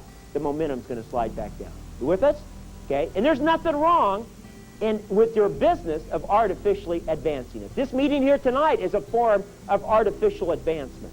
But the key here tonight is, if your business is built on the true basics, and your momentum is advanced after this meeting here today, what will happen is your business will sustain at that higher level. If your business is not based on the basics, built on the business, on a solid foundation, sophomores, if it's not, the momentum that you'll get out of this meeting will slide right back down. Okay? Now, have any of you ever seen, maybe you've gone into some, well, let me go on to some other things. Let me tie it to the business here. Let's tie it into the business now. And I'm going to give you a momentum chart. 0 to 100. I'm going to call this a momentum scale. And this is just hypothetical. And I'm going to get it down to the business. Now, let's say that you have sponsored someone today. And I'm going to make it, if we're going to have a hypothetical situation, let's say it's a stranger. Let's say you've got somebody from advertising. Here, a lot of people say, well, I don't think you ought to advertise. I like advertisement. You don't like advertisement? No problem. Okay? Tish does very little advertising. Roger does very little advertising. Jim does. Okay? I like it. It doesn't make any difference. Some people do, some people don't. Half our people do, half our people don't. It's not an issue. It's whatever your personal style is. But let's say you were advertising. Okay? And let's say you got somebody in today and that you sponsored them at noon today. And you don't know them. And they say, how do I do the business? You say 3, 2, 1, 1, 2, 3. Right? And they say, okay, I got that. What else do I do? Say 3, 2, 1, 1, 2, 3. So I got that. What else do I do? 3, 2, 1, 1, 2, 3. This guy says, you don't understand. I want to go. I want to do it fast. I got to do it faster than that. Okay? And I'll tell you what I'm going to do also. You don't have to worry about a thing. You don't have to sponsor anybody else. You can retire off of me alone, right? Say, oh boy, this is my day. I got my Larry shine, right? And this guy wants to sponsor everything that moves. Matter of fact, by 6 p.m. tonight, this guy has sponsored 14 people. Now, well, he has some momentum going. Bet your life. You sponsor 14 people first line in 6 hours and tell me, will you have momentum? There's no question about it. Let's say arbitrarily that this momentum is at count 4. Okay? Now, the next day, this person sponsors 14 people again. Okay? Now let's just say his momentum is at count 7. The third day sponsors 14 people again. Now the momentum is at count 12. Question, will it sustain at that level? I hear yes and I hear no. Depends. Depends on how it's built. Okay? If this person made recruiting and money the issue and meetings and trainings the issue, it can't sustain at that level because every one of his people can't recruit 14 people a day. And they're going to think that recruiting is the issue and they got to get people to make it work. That's what they're going to think. And it can't sustain at that level. It's an impossibility. It has to slip back down here. Now, you guys understand that? Now, let's say that he made 3, 2, 1, 1, 2, 3 the issue. Now would his momentum sustain at count 12? The answer is yes. And if it was really 3, 2, 1, 1, 2, 3, I'll tell you what, it'd be count 25 in a week from now. You understand? Have any of you ever noticed how you might have gone in to help some of your distributors that had some momentum established, and you went in to help them, and the momentum was way up here when you left, and 2 weeks later it's right back down? Any of you ever had that experience? Do you know why? It was the momentum that you had established that you went out on there was false momentum. It was not momentum based on 3, 2, 1, 1, 2, 3. So yes, you advanced it artificially. It has to slide back down. It has to. It has no choice until 3, 2, 1, 1, 2, 3 can pick back up. Because 3, 2, 1, 1, 2, 3 is called what? A solid foundation. That's what it's called. It doesn't mean that there's anything wrong with someone doing meetings, trainings, recruiting, advertising. That's not what I'm saying. I'm saying that when you get someone, what you do is you focus on 3, 2, 1, 1, 2, 3. So, you understand this now. Let's go to Roman numeral number 6, and I'm going to put it right here. How do you get people to do it? How do you get your organization to focus on the true issues? I'll tell you right now, what your organization does doesn't matter. What we're really talking about is how do we get you to focus on the true issues. And here's how you do it. Okay, your goal here is to get them to want to do it. Get them to want to do it. Some people describe a good salesman, and that's what we are. We're salesmen. We're in the sales profession. We're selling our goods. We're selling our opportunity. We're selling our products. We're selling the results all the way through. We're selling. And some people think that a good salesman is someone who gets people to do what he wants them to do. That's how most people describe a salesman. He's a good salesman. She's a good salesman. Get people to do what they want them to do. To me, that's a description of a good order taker. Okay? I'm proud of being in the sales profession. I'm really proud of it. And I'll tell you why I'm proud of it. The sales profession, to me, is the backbone to our country. It's what got us to where we are today, is the sales profession. Some people say the backbone to America is the farmer.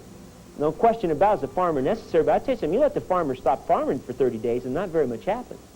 Some people say, well, it's the medical profession.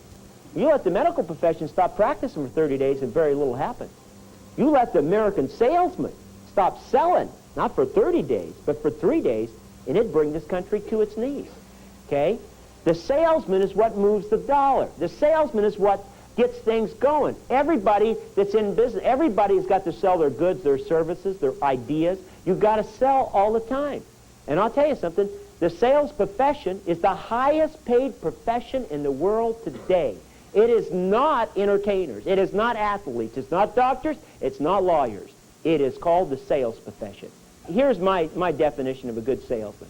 It's someone who gets, not someone who gets people to do what they want them to do, but someone who gets people to want to do what he wants them to do. That's my definition of a good salesman. And how do you get people to want to do what you want them to do? Okay? I'll tell you how you do it. It's called tell, show, try, do. That's how you get people to want to do it. Give you an example of what I mean, parents. Is it important that your kids do what you want them to do, or that they want to do what you want them to do? Which one has a lasting effect? Ladies, is it important that your husband puts on the suit and tie and takes you to the dinner and the movie tonight? Or is it important that he wants to take you to the dinner and the movie? Which one has a lasting effect? Wanting to. My wife is a master at getting me to want to do what she wants me to do. An absolute master. She gets me to do stuff that I never thought I'd ever do, right? And she gets me to want to do it, right? And I watch it. I'm in sales. I understand what she's doing, and I love watching it. And I love getting my want up to want to do it. I mean, she's good at it, right? It's great, okay? So how do you get people to want to do what you want them to do? How do you do that?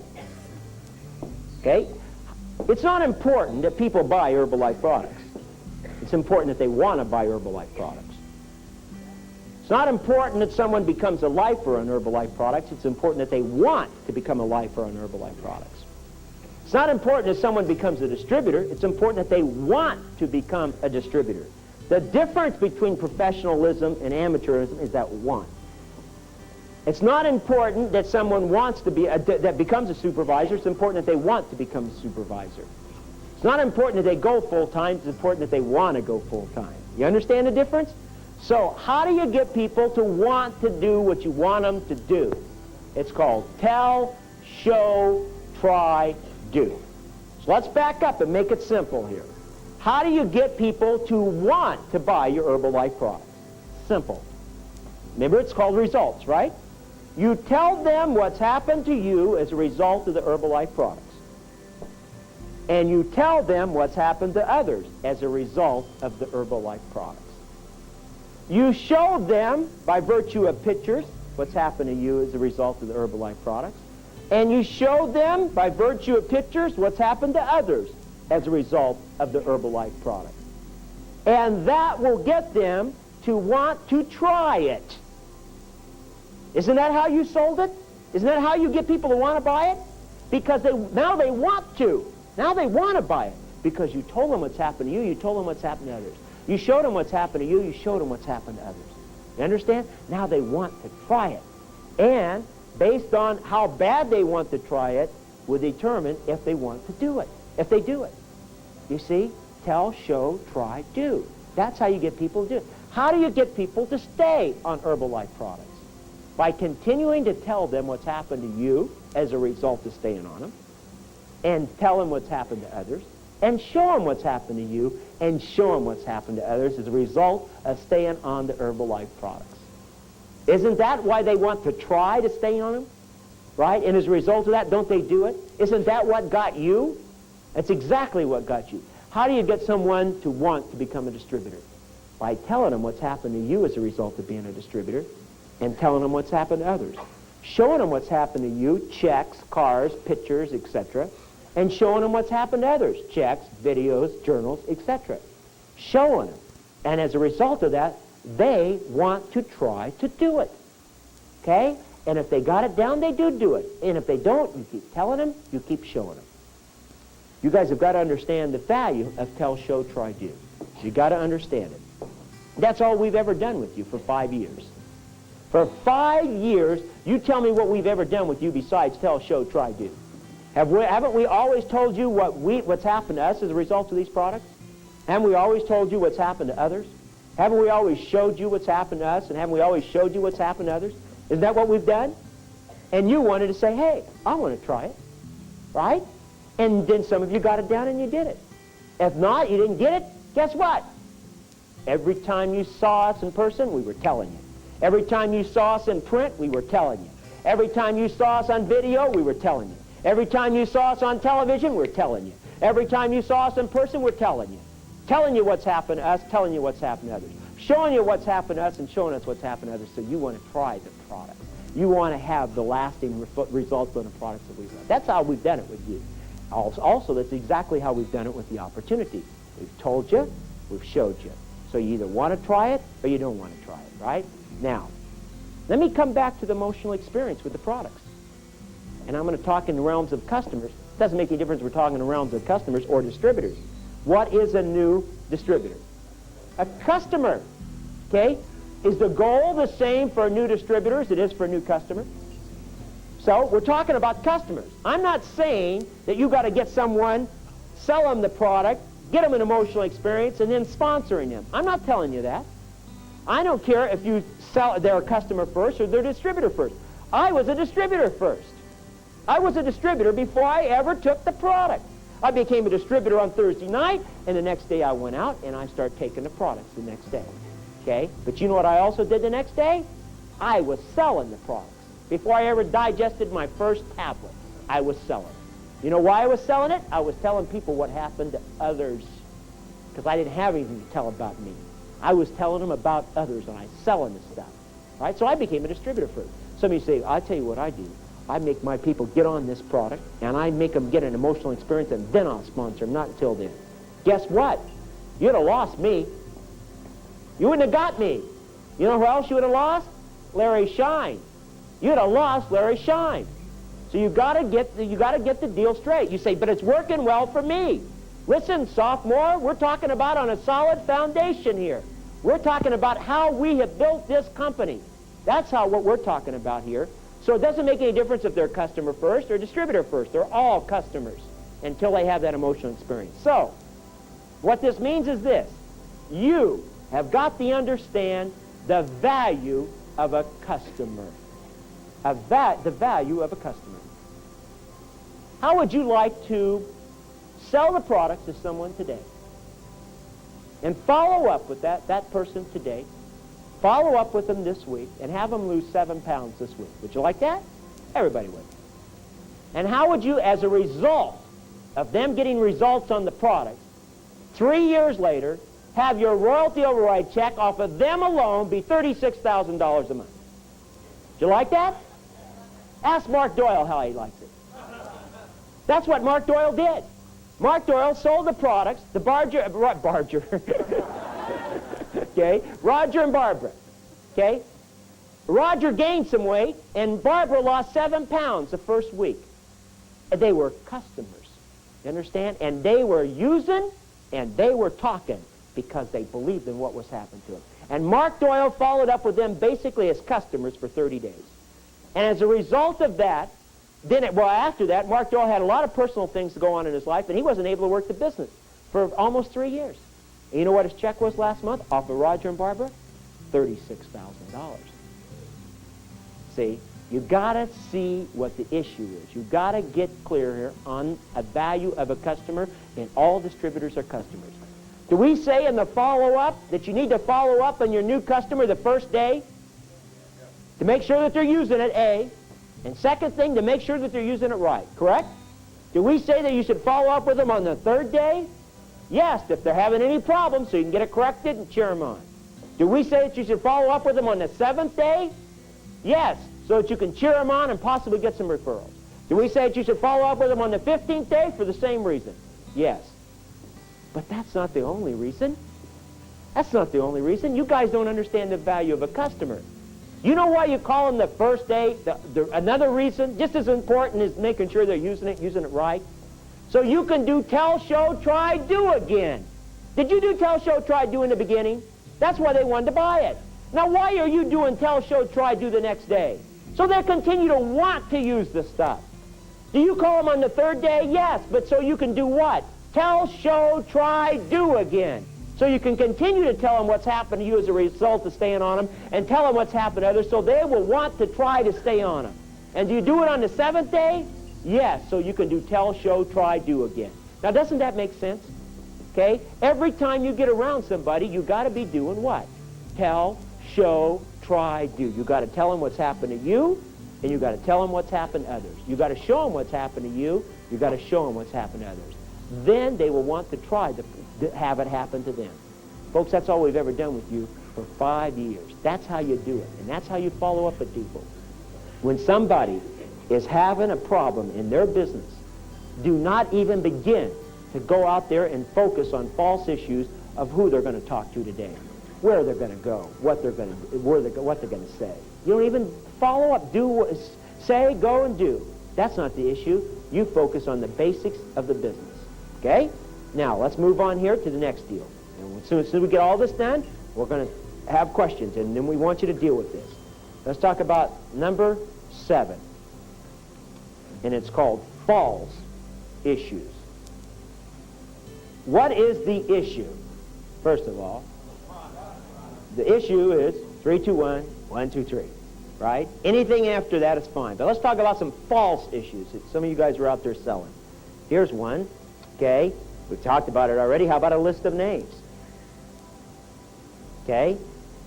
Saying you got to have a list of names. You don't have to have a list of names. It's not important that someone has a list of names. It's important that they what? Want to have a list of names. Isn't that the difference? It's not important that someone calls their center of influence. It's important that they what? Want to. What's going to get them to want to? 3, 2, 1, 1, 2, 3, and you tell them what's happened to you and tell them what's happened to others. Okay, here's another one. Meetings and trainings. Got to come to the meetings. Got to bring people to the meetings. All throughout the United States this week, people said, I'm having trouble getting my people to come to my meetings. You know what my answer's been? If they weren't your meetings, would you show up? Don't make it an issue that your people have to bring people to meetings and trainings. Make it an issue that they've got to build their business day at a time, brick at a time. And they do it day at a time, brick at a time, through consistency of effort. That's how they do it. That's how this hotel was built, day at a time and brick at a time. This hotel was built by laying the foundation day at a time and brick at a time. And as a result of that, the foundation got to level, then the walls came up, and etc. And that's how you build a business, through consistency. Now, you can't make false issues here. People will bring people to the meetings if they desire to do it. If they never bring people to meetings, it makes no difference to their success. Did Sally Homemaker bring people to meetings? No, she did not. Okay? Now, here's another false issue. We could cover a lot of them, but we need to, and that's called supervisor. And this is really a bad deal, in my opinion. It's a fact. Okay, this is called a dumb sophomore move. Okay, dumb sophomore. And sometimes you're a dumb sophomore out of ignorance, which means you didn't know. Okay, but when you're a dumb sophomore from stupidity, it's a bad deal, which means you knew and you did it anyway. Okay, so you can do some things out of ignorance, which means you did them and you really didn't know, and sometimes you do things that you knew were wrong and you did it anyway. Okay? And you don't want to fall in that category. There's just too much going on. You don't really want to fall in that category. You want to get clear. Supervisor. Here's what I'm talking about. People are making an issue out of becoming a supervisor. I hear it everywhere I go. You have to become a supervisor. You just have to become a supervisor. Oh, you must become a supervisor. You've got to become a supervisor. You just must. This is the time you have to do it right now. You've got to become a supervisor. They're not talking about doing it day at a time, brick at a time. They're not talking about being consistent. What are they talking about? Becoming a supervisor. Got two people here, A and B. Talking about got to be a supervisor, got to be a supervisor, got to be a supervisor, got to be a supervisor, right? You sell A not on doing it day at a time. You sell A not doing it day at a time and brick at a time and being consistent 1, 2, 3, 3, 2, 1. What you sell A on is becoming a supervisor, okay? And A falls short and only does $1,500. And A feels rejected and like they failed and have it because they didn't become a supervisor and they go away. How many have ever had that happen? Right? Now, for those of you that had that happen, let me ask you this. What if you had every consultant in your business doing $1,500 a month? So the issue has nothing to do with being a supervisor, does it? What does it have something to do with? Building the business on a solid foundation. And how do you do that? Making the products the issue. And making the results of the products the issue.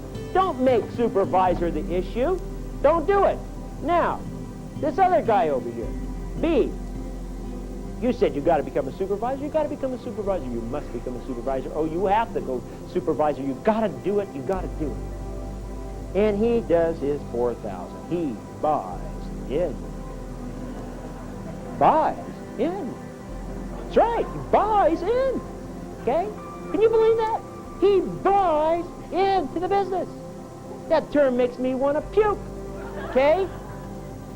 What benefit is it to buy in?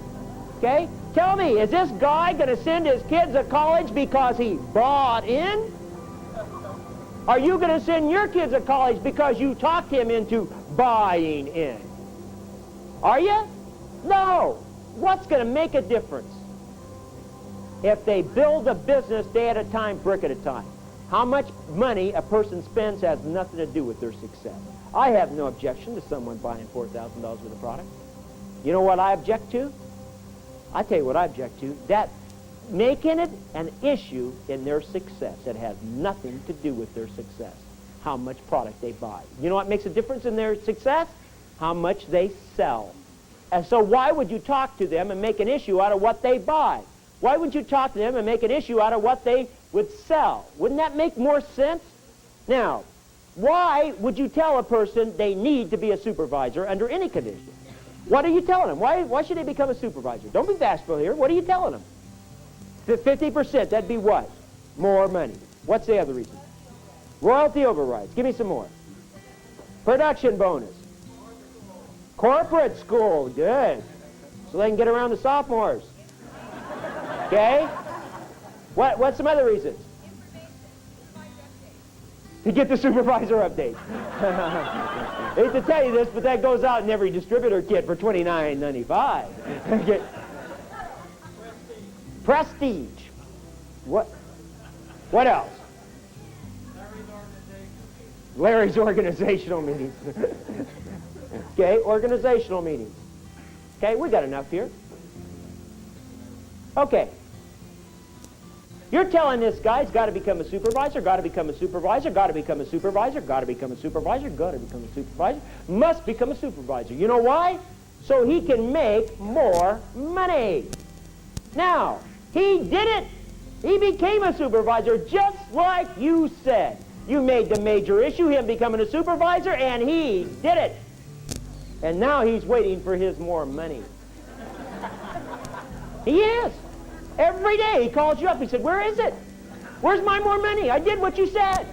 You didn't tell him to do it day at a time and brick at a time. You didn't tell him to do 1, 2, 3, 3, 2, 1. You didn't tell him he had to be consistent and every day lift the weights. You told him to become a supervisor so you can make more money, and he wants it. He wants it. I don't blame him. I'd call you too. I'd want to know where my more money is if that's what you sold me on. I want to know where my more money is, and it's not there. How many in this room have ever had a supervisor, go supervisor, never do another thing? Okay? How many in this room have got consultants making more money than your supervisors? Would you agree with me that this is a false issue? Why would you even sell somebody on that? One way is out of ignorance, you didn't know. The other way is out of stupidity, which means you knew and you did it anyway. Okay? Royalty overrides. Tell this guy, you've got to become a supervisor, you've got to become a supervisor, you've got to become a supervisor, you've got to become a supervisor so you can make royalty overrides. He says, okay. And he did it. And at the 16th of the month, he goes out there to get his check, and it's not there. The 17th, it's still not there. The 18th, he calls you up. He wants to know where his royalty check. Right? He did. He wants his royalty. You told him, become a supervisor. You get your royalties to come out the 15th each month, and starting the next day, he starts looking for his royalty check. Where is it? See, you didn't make working a business day at a time, brick at a time the issue. What'd you make the issue? Supervisor, you made the issue.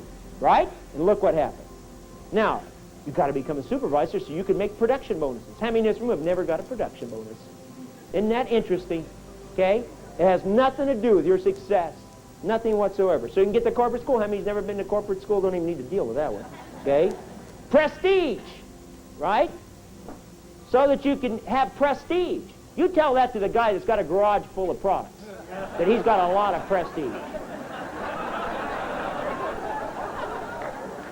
You try it. Call him up. You think he was upset because he didn't get his royalty override check? Try and sell him on this one more time. Okay? So he can come to the organizational meeting? Come on. Becoming a supervisor won't get him to an organizational meeting. He's got to qualify for that. What I'm trying to get across to you is this right here. All I'm trying to get across is this. There's nothing wrong with any of these things. Nothing wrong with it. When it becomes an issue in their success is where there's something wrong. That's where it's wrong. When you sell somebody on doing anything outside of building on a solid foundation is when it will come back to bite you. There's nothing wrong with anybody buying $4,000 worth of product as long as it wasn't the issue in their success. But I got a question for you. Why would someone buy $4,000 worth of products if they haven't ever sold one? They don't need it. They don't need it. Why would someone buy $4,000 worth of products if they haven't used it? Why would they buy $4,000 worth of products if they've never got a customer yet? You see, why would you do that? Some people are going to do it no matter what you say and no matter what you do. All I'm telling you to do is this right here. If they're going to buy it, they're going to do what they're going to do. But don't you sell it. Don't you sell it. These are all false issues on their becoming successful. Okay? Now, you clear on that one. Now, let's go to another subject here. Go to Roman numeral number 8. And then after this one, we're going to go to questions. You now know the subject was how to build on a solid foundation. We started you off by talking about the different stages that you go through. Baby distributor, sophomore distributor, mature distributor. We gave you some analogies of that, of metabolizing the information, metabolizing the basics. Food on the shelf, food on the table, food consumed, which is what you're applying. We've talked to you now about techniques, what they do, what are techniques, the different parts, and what they do to you in Herbalife and why they're a necessity outside of Herbalife. We validated the $30,000 to $60,000 a year story by Sally Homemaker, and we've also validated that techniques are not an issue. We have described momentum to you, okay? And we have dealt with false issues. Now you have it. Now you've got it. Now the next thing that you must do is graduate. And the only way you graduate is with the basics. That's the only way you can graduate. You've got to graduate now, and you graduate with the basics. Okay? What are the basics? 1, 2, 3, 3, 2, 1. How do you get the basics covered? Tell, show, try, do. Now, after you graduate with the basics, now what? Everything else now falls under this, and it's called Oh, by the way. Now notice, everything is on basics. Now everything is oh, by the way. When you sponsor someone, you cover the basics. But once you got the basics covered, now you're graduating. Let's forget somebody else. Let's talk about you. You're building your business on a solid foundation based on the basics. You got them down. Now it's time to graduate. It's time to graduate and go on. Sally Homemaker stuck with the basics. Could Sally Homemaker make 30 to 60 doing those basics? If Sally Homemaker wanted to make $30,000 to $60,000 a month, could she do it? She's got to graduate with the basics and go on. You guys have got to learn to get the basics down and then graduate with the basics. And you do it, oh, by the way. Now, what is oh, by the way? Oh, by the way is called meetings. Oh, by the way is called trainings. Oh, by the way is called advertising. Okay? Oh, by the way is called long-distance sponsoring. Oh, by the way is anything that you do. Oh, by the way could be corporate school. Okay? Oh, by the way could be production bonuses. Every single thing now that you add in your business, once you graduate with the basics, you can add anything you want in, as long as it's sincerely, oh, by the way. I love meetings and I love trainings. And if I was right here in this city and I was building my business, I mean blowing and going right here, I tell you what I'd have going on. I'd have meetings going on every Tuesday night, every Thursday night, every Saturday morning, and I'd have a Saturday training going on after it. Every single month I'd have an organizational meeting like this. I would do it all. And I tell you what else I'd do. You know how I'd get people in that room? I'd get them off the button. I'd get them off of just bumping into them out in the hallway. I'd get them in my room through advertisement. I'd get them in there through fat ads, fat flyers. I'd get them in there through recruiting ads, recruiting flyers. I would do it all. But as soon as I sponsored you in my business, I'll tell you what I'd do. I'd talk to you about one thing. 1, 2, 3, 3, 2, 1. And then everything else I talk to you about, anything else ever would be, oh, by the way. Oh, by the way, I have meetings going on here every Tuesday night, Thursday night, Saturday morning. If you want to bring someone, feel free to do it. It might help you. But if you don't you worry about it a bit, because you're going to make it anyway. You're going to make $30,000 to $60,000 a year no matter what you do. Oh, by the way, I have trainings going on here every Saturday. If you want to come on down and learn some more about the business, feel free to do it. Come on down. But if you never get to a training class, it won't make any difference because you're going to be successful no matter what. Oh, by the way, I'm going to be going to Chicago next month, and I'm going to be having some meetings out there. If you want to get some people going in Chicago and send them out to my meeting, feel free to do it. But if you don't worry about it. You're going to get rich anyway. Now you're graduated with the basics, and you're moving on to everything else.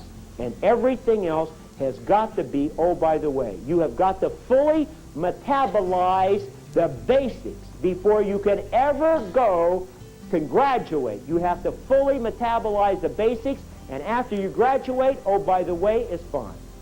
Okay? Everything else. Now, I want to open it up for questions and answers.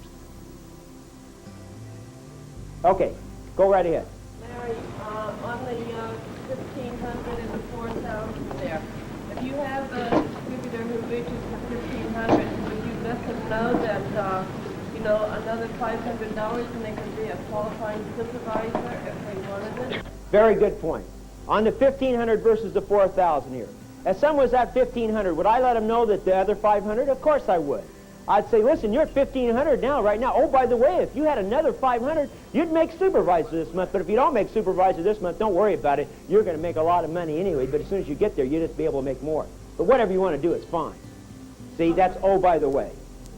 See what the difference there? Yes, stand up, please.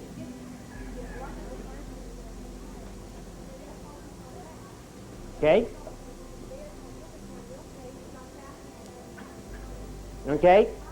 What she's talking about is this. How do you get your organization to focus on 3, 2, 1, 1, 2, 3, the basics? Okay?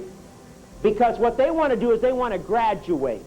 But they don't want to go through the basics and build it day at a time, brick at a time. They want something that's faster. Okay? The issue is not what your distributors want, or not how you get your distributors to do anything. The issue is that you get clear on this and you do this. And that's all that matters. Because your distributors are going to do what they're going to do. Just like our job.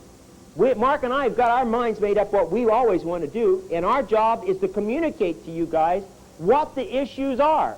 What you do with it is up to you. We know what we're going to do with it. We're going to keep doing it day at a time, brick at a time. So how do you get your distributors to see it? The only way you got them to do it anything is to get to tell, show, try, do. What are they going to do? They're going to go out there and be sophomores and do whatever they're going to do. Okay? There's nothing you can do about it except tell them and show them. But the most important part is by you doing it yourself. Okay? Do they want it to go faster? What's the truth? How can it be any faster? How can it be any faster than what we've described here? In reality, it can't. You with me? You didn't buy any, you didn't understand anything I said. If you didn't, somebody else did. Go ahead, ask it again.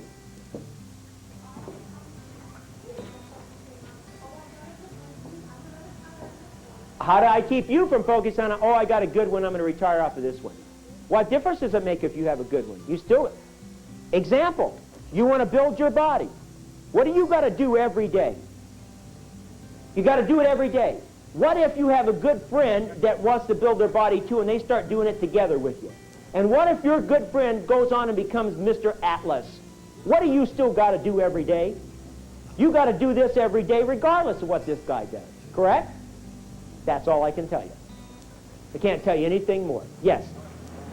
So given a set of circumstances, let's say yesterday I found someone who was a guy who was involved, prior involvement with multi-level, very accomplished salesperson. The guy's making $50,000 a month selling oil and gases. This guy turns to me, and after talking to him for a couple hours, he says, you know, you really instilled in me a desire to want to become a supervisor. The guy economically decides that the smartest spot for me to come into this business is at 50% of my contacts, my clients, or whatever. Obviously, he's becoming an issue at this point. He says, this is the best way for me to do it. But I don't want to go to meetings, and I really don't want to have to go to these trainings. I really don't want to do this because I really have developed my own way of selling. So, taking all that I've learned tonight, I said, okay, well, I have to respect that, and I can't make him do what I want him to do. But from what I've seen in the business so far, once a guy is out of the mainstream, and he's away from the main body of everyone, and he really doesn't go to the meetings and disassociates himself, they seem to die out. How do I treat this guy? Okay, you've covered many subjects there with your statement. First of all, let's talk about the very successful guy making $50,000 a month, and he wants to buy in so he can be at 50% and make the most money. He can't get 50% by buying in. What does he get? But he gets 42% at what discount? $2,000. So there's no logic in that. That's just, you know, there's no logic. You guys understand that? There's no logic in that whatsoever. So that's not a true statement that he's making for whatever reason. And he says he doesn't want to go to meetings, he doesn't want to go to trainings, he wants to do it his own way. Let him. Okay? But now you said if people don't stay in the mainstream and stay around, they have a tendency to die out. That's not true. When a person dies out is when they don't do 3, 2, 1, 1, 2, 3. If they stay away from the products, it's when they die out, regardless if they just got started, regardless if they're making a lot of money, regardless if they've made a lot of money and they stopped or what. The issue is, it's when they stop using the products, it's when they die out. Nothing else will die out. How many in this room hung around the flagpole for at least 2 years before you scored? Okay? Look around here. What kept you in there? Was it meetings and trainings in the mainstream, or was it the products? Let me see. Products. So they don't go away. They don't go. He's in good shape. If he really did it the way he said it, he says, I want to just stay in my own place and go after it the way I've gone after everything else I've ever done. I really should just let him run with that. Here's what you let him do, whatever he wants to do. Here's what you do. You tell him what's happened to you as a result of doing what? 1, 2, 3, 3, 2, 1. Okay? You tell him what's happened to others as far as 1, 2, 3, 3, 2, 1. You can't get this guy to graduate yet. He's got to metabolize the basics before he can graduate. Okay? And if you make an issue out of everything that comes, oh, by the way, he hasn't metabolized the basics yet, it's not going to work for you. So what do?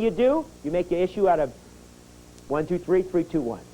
That's what you do. Yes, right there. Mark? Talk real loud, and then I'll try and repeat it. Okay. It used to be, we used to talk a lot about, one of the things you told me to do about 4 or 5 months ago was do the 48-hour thing, the 24-hour thing, whatever you want to call it. And those things worked great for me. I'd go out, and every 36 hours, boom, momentum. And I didn't make myself an issue. They got things rolling. Well, what happens is, you know, I'm setting an example by doing that. And now people who aren't at the stage I am, they don't have 300 supervisors in downline. They're going out after they got 5 supervisors spread out halfway across the country playing little Marco Sotos. And I'm saying, listen, it's 1985 now. The momentum was different then than it is now.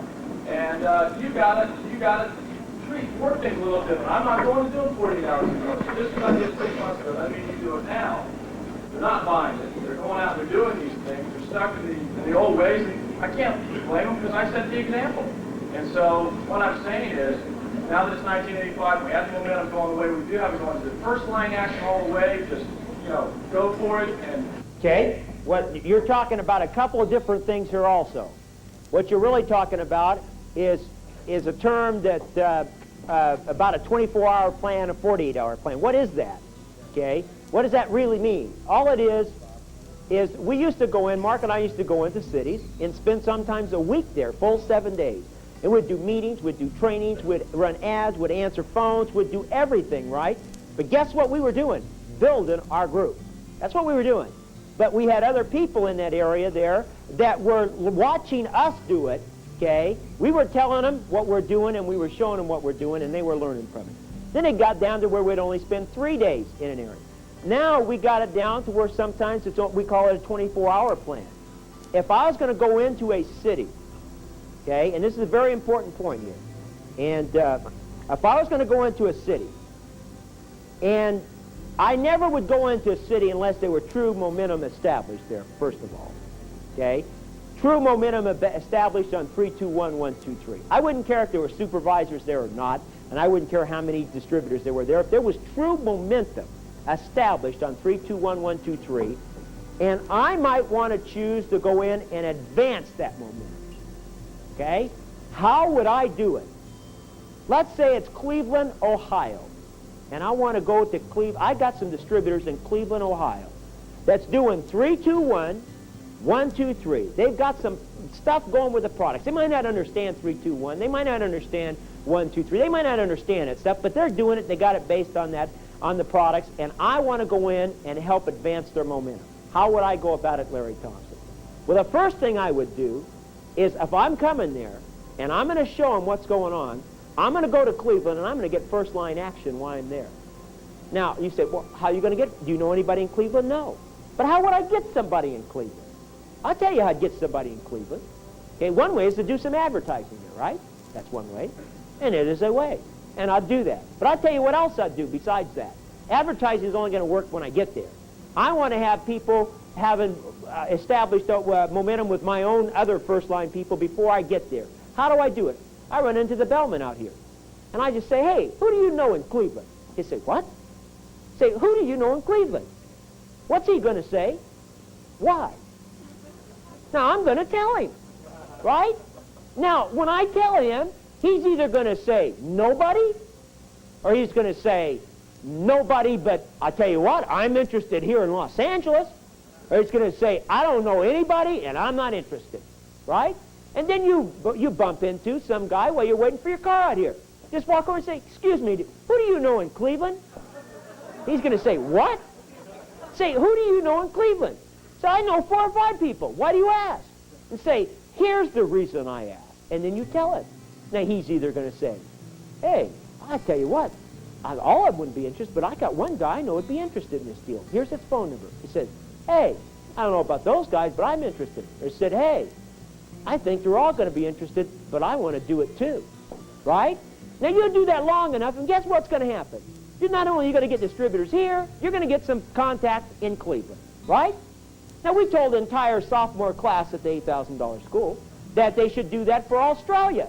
And you know what? Some of them did it. Okay? And the others are just, going about their pep rallies and everything else. You know what I'm saying? Going through their regular sophomore functions. But some of them really went at the deal and did what they were supposed to do. And you know what? Not only did they get contacts in Australia, they got business in the United States from it. Now, isn't that something? Okay?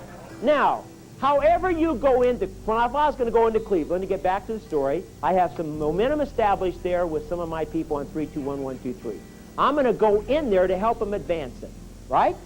When I get there, let's say they got no meetings and no trainings going on. Here's what I'm going to teach them how to do, and I'd probably go in with a 48-hour plan if they had no meetings and no trainings. I'd go in there, and the first thing I'd do is I'd have a business opportunity meeting. And I'd teach them how to do a business opportunity meeting and get them involved in it, okay? Oh, by the way, I don't care if they do business opportunity meetings. I care that if they want to, they know how. I don't tell them they have to. The next thing I'd do is I'd do a Saturday training, okay? Saturday training might be Tuesday night, but I'd do a training class. I call it Saturday training because I do my trainings on Saturday. and I'd teach them part one, how the products work and how to sell it. Right? And I'd cover all the products. And I'd do it within 2 hours. That's what I'd do. Okay? And I'd do it based on testimonials. Now, the third thing I'd do is I'd do an organizational meeting like this and get them clear on the issues. All three of them are different. I'd probably take care of that in 48 hours. And oh, by the way, at my opportunity meeting, would I have my Cleveland contacts there? Oh, by the way, would I do my best to get them to want to come back to the Saturday training and want to come to the organizational meeting? Would I? And oh, by the way, when I left, could they become salary homemaker if I never called them again? Yes. Okay? Now, that'd be a 48-hour plan, Mark. What I would do if it was a 24-hour plan, let's say it was Chicago, where there's established meetings going on, established trainings, and it's moving, and I wanted to go there. I'd take a Dallas. I got a lot of distributors in Dallas. If I wanted to go to Dallas, okay, and help advance my distributors' momentum, probably the only thing I would do there is go in and do an organization. Okay? And there's nothing wrong with it. What I heard you saying was that there was something wrong with these people going out and doing 24 hours and 48-hour plans. There's nothing wrong with it as long as it's built around the basics and as long as they're getting first-line action in the process. And almost invariably, they need to be getting first-line action. Go ahead. Larry, you mentioned earlier about Sam Callow and a couple of things he wasn't clear on. I kind of like to get clear on those things too, because he's doing real well, and I kind of like to get clear on maybe what he's not clear on. Let's talk about Sam, because I think we talked about the Sam Callow story here earlier, and I said that his check was $35,000 last month, and he was a little disappointed because he thought it should have been between 45 and 50. And Sam is clear. He's clear. But and I talked to him after the Denver meeting. This is about a week ago. And he said, listen, I just got to talk to you. He said, my check is not as high. He said, I thought it should have been 45 or 50. We got to talk. He said, I think I'm doing everything you guys are saying. He said, but let me just run it by you, because if there's some things I'm not doing, he said, I want to start doing it. And so I said, okay, let's talk about it. And he said, do you think that the weather had anything to do with my check? He said, because I got a lot of business on the East Coast, and you know how bad the weather was, and it was terrible. And I said, Sam, it might have had something to do with it. I said, but not $10,000 worth. And I said, because the sales are way up on the East, and everybody else's check is up. I said, it might have had something to do with it, but not that much. And he says, well, I'm doing everything you say. And I listened to him and talked to him and stuff, and I started asking questions. So I knew what he was doing. I had to ask a couple of questions to find out what he wasn't doing, and there was two things I found out. We started talking 6 months ago that the thing that you've got to do is massively sponsor First Line. Massively. Okay? Massively sponsor First Line. 3, 2, 1, 1, 2, 3. You could do it, anybody. And I asked Sam, I said, how many people you sponsored First Line in the last 90 days? You know what he said? 3. And I said, what? He said, 3. And I said, Sam, we've been telling you guys for 6 months to sponsor massively First Line. He said, but you'll understand, I've really been working with my second lines, and they've been doing really good. And this has happened, and this, that. I said, Sam, it's First Line action. He said, but my second line's and this and this. And I said, Sam, you've been stroked. He said, what are you talking about? You know what people do? Okay? People go out here, and they start lifting weights every day, consistency. You know what happens? It hurts. It hurts. And so all of a sudden, you get one of your friends to start lifting weights, and you know what you do? You help him lift weights. And you show him how to do it. And they said, oh, you're so wonderful, and they stroke you. And say, oh, I'm so happy. If it wasn't for you, I'd never be able to lift these weights like this. If it wasn't for you, my body would not look like this at all. I really appreciate it. You've really been a tremendous inspiration to me. Instead of doing what? Doing this every day. And I said, that's a major mistake. The second thing, Sam, does that make sense to you guys? What are you doing? You're going to go out here and help your organization? It's real interesting. Nobody wants to take the blame for their organization's failure or their customer's failure, but they always want to take the credit for their successes. You've got nothing to do with your people's success outside of 3, 2, 1, 1, 2, 3. I got news for you. You've got nothing to do with your success outside of 3, 2, 1, 1, 2, 3.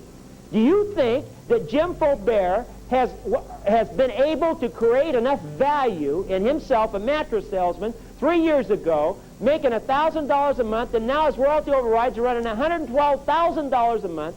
Do you think that he has been able to become worth that much in 3 years? Whatever Jim Faubert's commitments were, he had it before Herbalife. Whatever his work habits were, he had it before Herbalife. Okay? Whatever his desires were, he had it before Herbalife.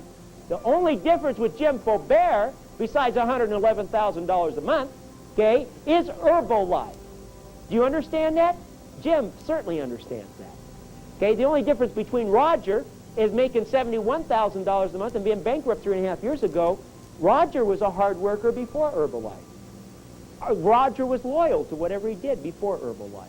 Roger had desire before Herbalife. It made no difference until he got it tied in with the Herbalife package. That's what made the difference, not anything Roger was doing. See? So Sam Kalanick was not lifting weights every single day. That was his problem. Sam Kalanick was teaching other people how to lift weights every single day. Sam Kalanick cost him $15,000 a month over the last 6 months. Now, the second thing Sam Kalanick was not doing, and we identified this problem a few corporate schools ago. And we started talking to everybody at corporate school about what they needed to do to understand the value of a customer. If you understand the value of a customer, that all new distributors are customers, this becomes a lot easier. You guys walk outside this door, you so-called recruiters. You're recruiters. The guy says, well, my wife sells the products. I build a business. Okay? You're the recruiter. Okay? You walk outside this door, recruiters, and somebody bumps into you about this button. And they said, that's Herbalife. Boy, I understand you can make a lot of money doing that stuff. And they're serious about making money. You said, you bet your life. Look at my check. Look at this guy's check. Look at this guy's check. You're excited, and you're intent, and you're vigorously on that person, correct? Now, same person bumps into you. Different scenario. Same person bumps into you. And now they're legitimately interested in the product. Say, hey, I understand that those Herbalife products are really good, and I have some health problems, and I'd like to take them. And they're sincerely interested in the product. You so-called recruiters are not after that person with the same intensity and the same vigor you were as a distributor. Correct? You're not going after with the same vigor and the same intensity. You say, well, listen, let me call you tomorrow. Or I'll tell you what I do. I have one of my downlines get a hold of you. How would you like to give away Roger and Barbara Daly, sophomore?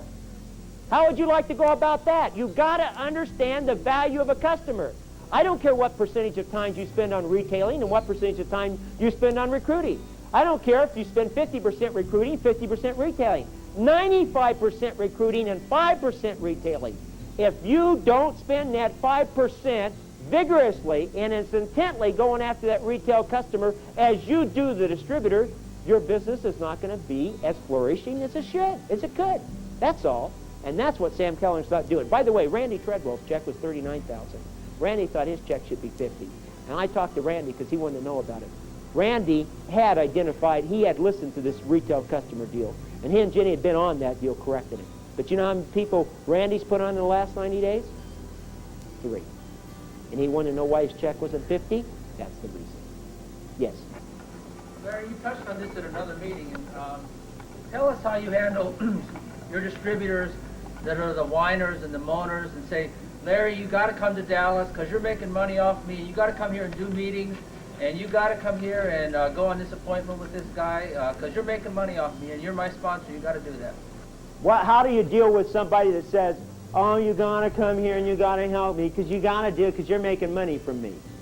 Okay? That's one place I'm not going. Okay? I'm not going there. I tell you what I got to do. I got to do 3, 2, 1, 1, 2, 3. Then I'm going to graduate with the business, and then, oh, by the way, I'm going to add everything else in my business. That's what I got to do. Okay? What this person's got to do, what that person's trying to tell me is that if I would come there, they'd be successful. Okay? That's what they're trying to tell me. And they're trying to make me feel guilty because they need me. I'll tell you what they need. They need 3, 2, 1, 1, 2, 3. Put this in your notes. Never work with the people who need it.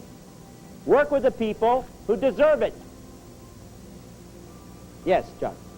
Okay, a moment ago we said, okay, sponsor massively first line, and kind of had the impression, especially when you answered Mark's question, was all we do is then teach them 3, 2, 1, 1, 2, 3. Does that mean I never call up a second line or third line person or even a first liner that I sponsored a month ago? Okay, good point here. John says, okay, if you're doing massive first line sponsoring, does that mean that you never call up a second line or a third line? Or do you never call up a person that's been 2 months ago on your first line? No, that doesn't mean that at all. What it means is that your concentration of effort is on you building your business. Now, you do take time. Listen, we're here now tonight talking to you guys, okay? You're not all our first line, right? So we're here talking to you, but here's what you do. I work with someone, and I stay with someone as long as they respond. Okay? As long as they respond, a customer or a distributor. And it behooves me to make sure that my second and third line know what's going on. Does not behoove me to go to my first, second, or third line and do it for them. It does behoove me for me to communicate the basics to them. And what your responsibility is to your organization is communication of the true issues. Now, how do you go about that? You might go about it one-on-one. You might go about it in 2 or 3 at a time. You might go about it in meetings like this. You might go about it with phone conferencing. I like to do phone conferencing with my group and communicate. Phone conferences are not motivation or communication about what the issues are at the time. Always 1, 2, 3, 3, 2, 1, always what's coming up and what's going on. And I like to do my phone conferencing right after corporate school. I like to do it right after royalty overrides. Why after corporate school? Tell them what's going on. Why after royalty overrides? Tell them what's going on. To do, tell, show, try, do. That's the reason. Yes, sir. How would you handle a situation where you report somebody about the business and they ask you how much money you're making, and I think you are the issue. Of course, we know that you're not the issue. The products is what the issue is, but they don't know that. How would you handle that? How would you handle it if someone you were talking to someone about the business? They said, "How much are you earning?" And they said, "Well, that's not the issue. It's how much. It's the products that are issue. The products are the issue."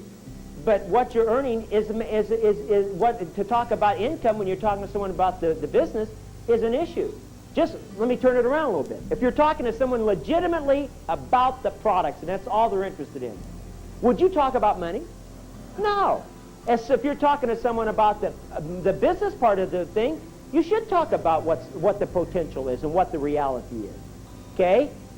What I really hear you saying is that you don't feel like you're making enough money yet, and you don't want to talk about what you're making. Is that true? That's exactly what he said, okay? Here's the thing that you guys have got to do, and don't make this mistake, because I knew what you were really asking here. You've got to do something. One thing that Jim Faubert did from the start, he always sold more than he was making. Always sold more than he's making. When he was making $2,000 a month, he was talking $10,000 a month. When he was making $10,000 a month, he's talking $20,000 a month. When it was $20,000 a month, it was $50,000 a month. When it's $50,000 a month, it was $100,000 a month. Now he's making $100,000 a month, and he's talking about making $250,000 a month. Always selling more than he's making. You guys do only, if you're making $1,000 a month, you're selling $1,000 a month. If you're making $5,000 a month, you sell $5,000 a month. Why would you sell $5,000 a month if a mattress salesman can make $112,000 a month? Why wouldn't you sell it? You say, well, it's too big to scare him off. It hasn't scared me off. Did it scare you off? Okay? Doesn't scare anybody off. I'm going to tell you what's going on. Let me give you an analogy to this. You have lost 20 pounds. This guy wants to lose 100. Would you not tell him about Bob Kirkland? He wants to lose 100. Why would you not? Would you keep Bob Kirkland a secret? Of course not. So why would you keep Jim Faubert a secret? If you only lost 20 pounds, how are you going to talk to this guy about losing 100? See what I mean? You always talk. Say, let me tell you something. Let me tell you this, okay? I'm only making $1,500 a month, but I'll tell you what, it won't be long until I'll be making $5,000 and $10,000 a month. Because let me show you this guy here, what he did. Let me show you this one, what he did. Let me show you, you're going to love this deal. You see what I mean? You got to believe it. You got to believe it. Yes?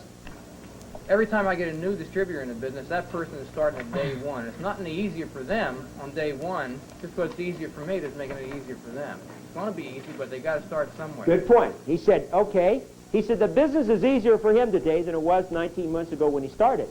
But a new distributor gets started today, it's not any easier for them today than it was when he got started 19 months ago. Totally inaccurate. Tell that to Roger Daly. That the guy that gets started today, it's not easier for him today. It's easier for everybody today. It's a lot easier for that person that doesn't know it because they're starting as a baby. He's a baby distributor and he doesn't know it. So how does the baby learn? Tell, show, try, do. Which is what and he doesn't have to know that it's easier. It just has to be easier. Okay, that's exactly right. But the point the thing I want to clarify is this. that mean that because it's a lot easier, that person doesn't deserve the same kind of effort that everybody gave to their new distributors back then? Just because it's a lot easier, does that mean that that person doesn't deserve the same kind of effort that was given to you? It's not, it has nothing to do with degree of effort. It has something to degree of what the issue is in their success. There's different things that were a factor in your success 19 months ago, just like there was different things that were a factor in Tish's success 4 years ago. There were different factors involved. It was harder. You had to do different things. You did not have Sally Homemaker making $30,000 to $60,000 a year 5 years ago. You didn't have it 4 years ago. Okay? You didn't have it 3 years ago. But I'll tell you what happened. The ones that were in 5 years ago, about a year and a half to 2 years ago, that were just doing Sally Homemaker because it got easier, started making $30,000 to $60,000 from hanging around the flagpole.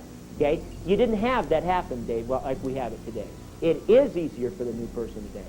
Today it is. It's not a question. What you're trying to tell me is that you feel like you have got to go over there and help this person lift weights. I have to show them how to start. You got to tell them how to start and show them by you doing it. You got to do it. You think that you got to lift weights for them. I got news for you. Sam's your sponsor, right? Yeah. Sam did not do that with you. Right. He said, that's right. Got that? He said, that's right. So it didn't have anything to do with your success. You're arguing a mute point. Maybe you just wanted to bring it up because you wanted some of your sophomore distributors to hear it. Yes? Larry, most of my pointing different phrases. The phrase long-distance sponsoring seems to have a very, just a negative kind of a thing for the simple reason they have a fear that you're not available or how they're going to take care of certain things because you're not close by, that type of thing. Is there a possibility of coming up with a unique phrase besides long-distance sponsoring? Because, I mean, the telephone is right there. I mean, you know, it's a conceptual thing that they have in their mind that, you know, they can't... Who has that in their mind? What he's talking about is the term long-distance sponsoring. I coined the phrase long-distance sponsoring, and I've kicked myself many times for doing that, okay, because it gets confusing. Someone treats it differently. Long-distance sponsoring could be if you have a roommate in the other room. Okay, that could be long-distance sponsoring. Long-distance sponsoring could be your neighbor across the street. Okay, long-distance sponsoring could be in New York City. Okay, the phone has no concept of distance until you get your phone bill. Okay, there's no concept there, right? So, who has this fear? The person that you're sponsoring, or the person that's sponsoring?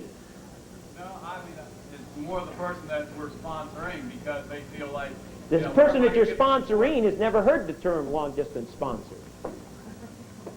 You don't talk to them about it. That's true. So that term has nothing to do with it. Okay? So let's talk about how do you treat a long-distance sponsored person? The guy across the street or the guy that's in New York City? What's the issue? 3, 2, 1, 1, 2, 3. How do you accomplish it? Tell, show, try, do. Okay? How do you metabolize it? By applying it and doing it yourself. Until you metabolize it, you can't apply it. Once you metabolize it and apply it, you have no problem in teaching it.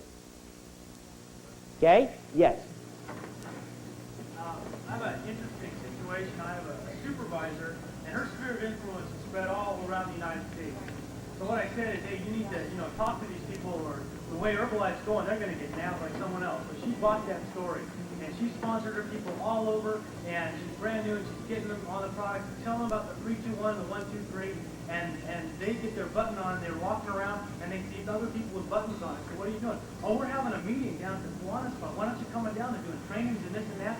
And the person doing the meeting is this sophomore who's checked at 4,200 and telling them technique after technique after technique.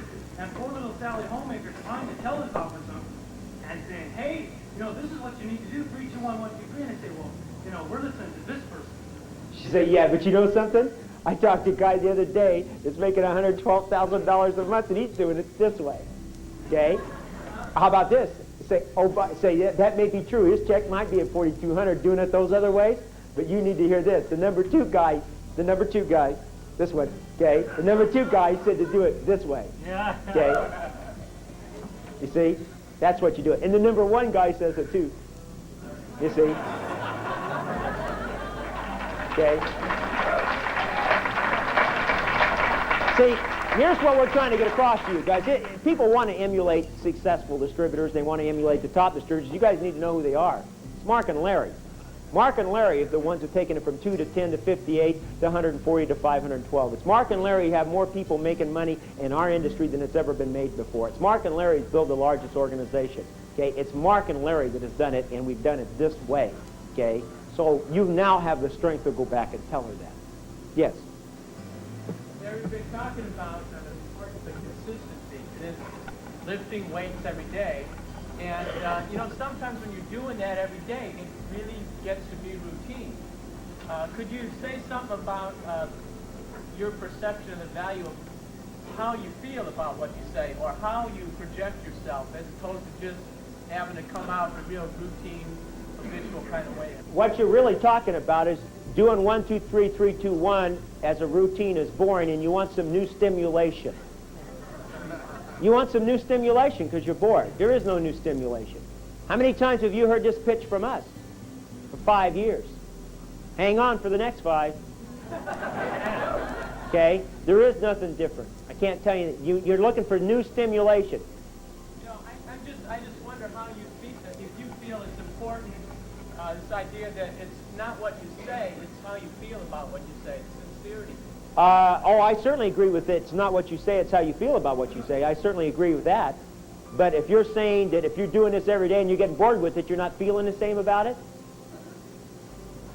It's how you feel about what you say. It's not what you say. There's no doubt about it. That's all I was getting. I felt that there's more to it than just consistency. I felt you also have to be sincere. You can't just be a motivator. There's not more to it than consistency, because consistency is what makes you feel the way you feel. It's consistency that does it. Consistency every single day of doing this. Consistency every single day is what makes you feel that way. You don't feel that way and then you start doing 3, 2, 1. You feel that way because you did 3, 2, 1. You understand what I'm saying? So it's consistency. Everything else is a result of consistency. Write that down. Everything else is a result of consistency. Once you do 3, 2, 1, everything else is a result of being consistent with 3, 2, 1.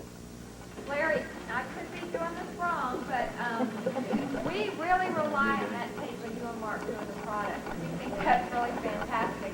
In fact, we tell our group, you know, we want you to watch this because we don't feel like we can tell them as well as you can about that. Is that wrong? And then we basically explain the market. She says that they really rely on the Herbalife story that comes on every month and tells their people to watch it. Is that wrong? No, it's not wrong. Okay, but what if they don't have cable?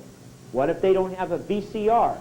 If they just did 3, 2, 1, 1, 2, 3, they'd be successful. If you're doing it, oh, by the way, it's fine. Okay, if you're doing it, oh, by the way, you're doing great, you're going to make it no matter what, but on Sunday, if you turn this on, if you have cable, USA Network, you can see this and it'll be great. Is it adequate to rely on that instead of you teach the people? Sure, it's adequate.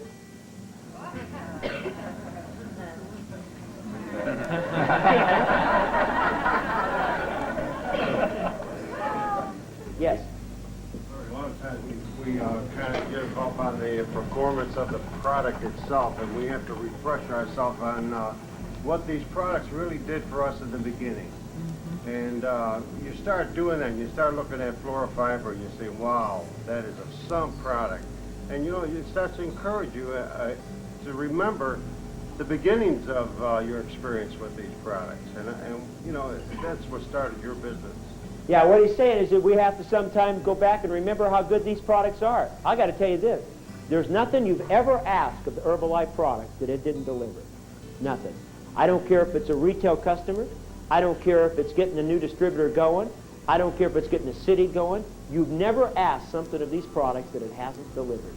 You've never.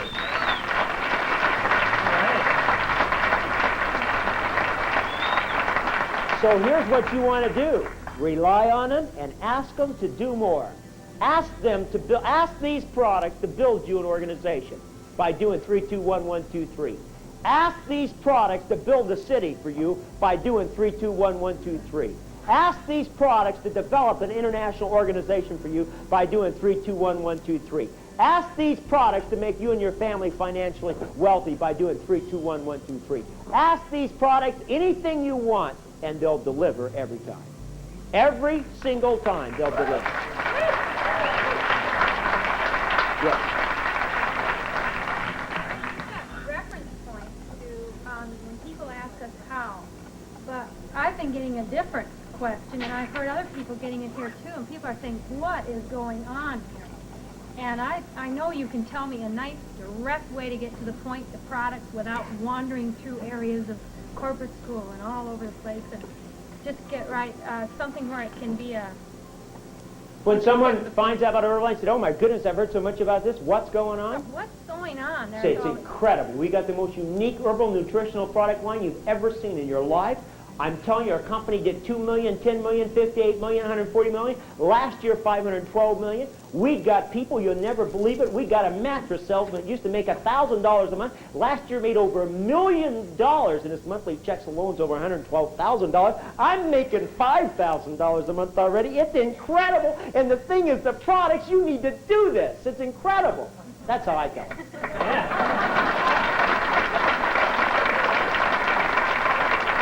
Yes.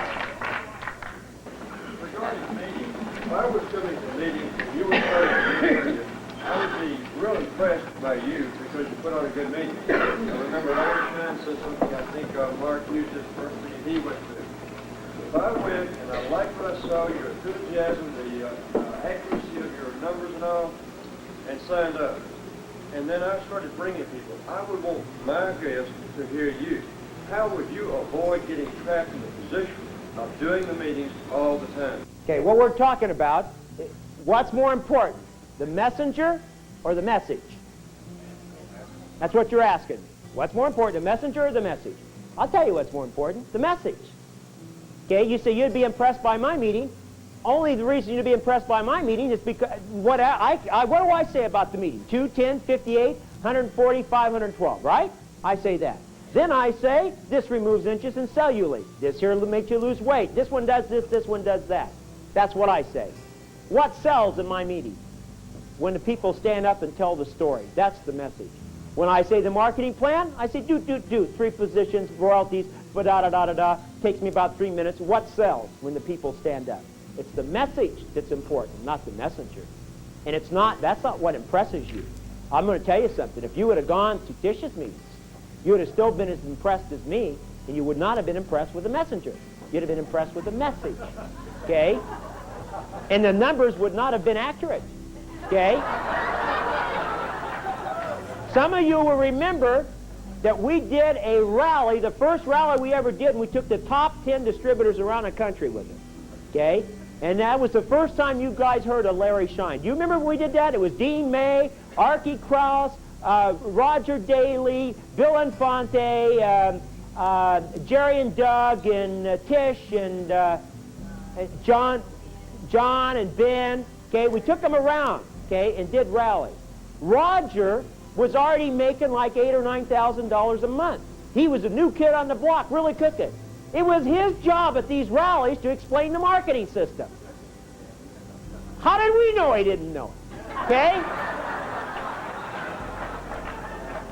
And it wasn't until we got to Los Angeles that the room was so the way it was set up, he couldn't see the slide. And the screen was in front of him. And he couldn't see it. He didn't know what the percentages were. Mark's on one side of him said 8 to 25. You know, I said, and I'm over here, 1 to 5%, right? Well, on each side of him, he didn't know the marketing system. He didn't know it. It's up to $8,000 a month, okay? So I don't know what you want to hear, but I'm going to tell you what the answer is. The message is the issue, not the messenger.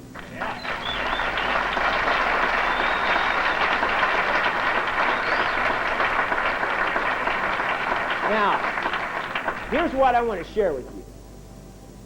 A year ago, some of you will remember this. At just this time last year, the checks were running. We just crossed the 40. I think Jim had crossed 40,000, and there was 1 or 2 people in the 30s, but most everybody else was just barely at that 20, and most people were below 10. Okay, a year ago. So we had some people making 1 person in the 40, a couple people in the 30s, several in the 20s, and mostly in the teens. And everybody said, "Oh my goodness, all this money." And we said at that time that the big money had only just begun. Okay? It hadn't even begun, is what we said. The big money hadn't even begun yet. We said, you wait 1 year and see how much money people are making in this business.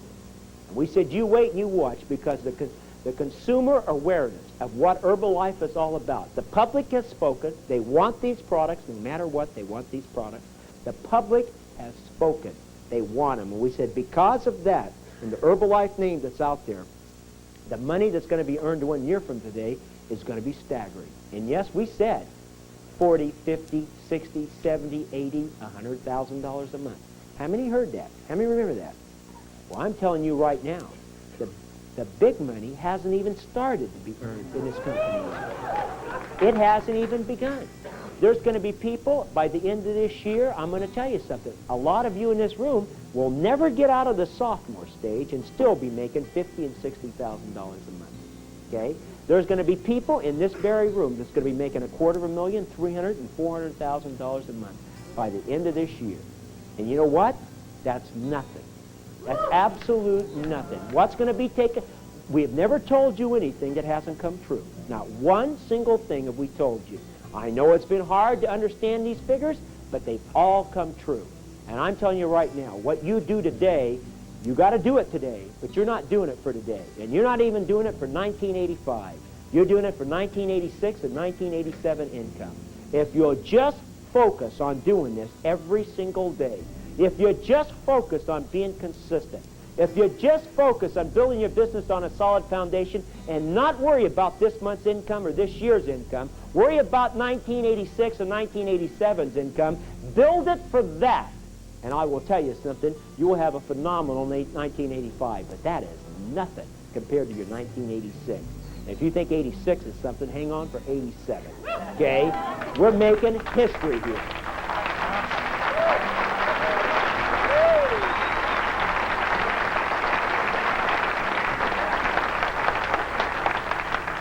As the old story goes, I've probably told you more than I know, okay?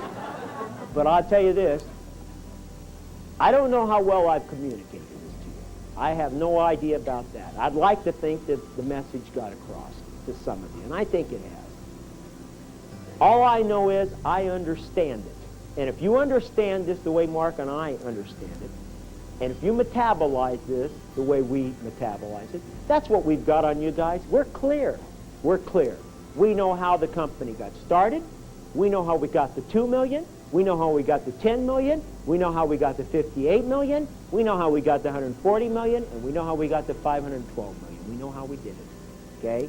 And you know what? All we're doing is doing the same thing over and over and over again. We're not always perfect. Okay? But I'll tell you one thing. If you want to pat us on the back for something, it's for being clear and staying consistent. That's what we've done with you guys. And we talk the same story over and over and over again. You might get bored with it. You might want some shortcuts with it. Maybe they're out there. But I'll tell you one thing. We have done it this way, and we've got a solid foundation behind us. And all I can tell you is if I was wearing your shoes, I'd want to take a shot at doing it this way and see what could happen for me and my family in the future. That's what I'd want to do. But it's late.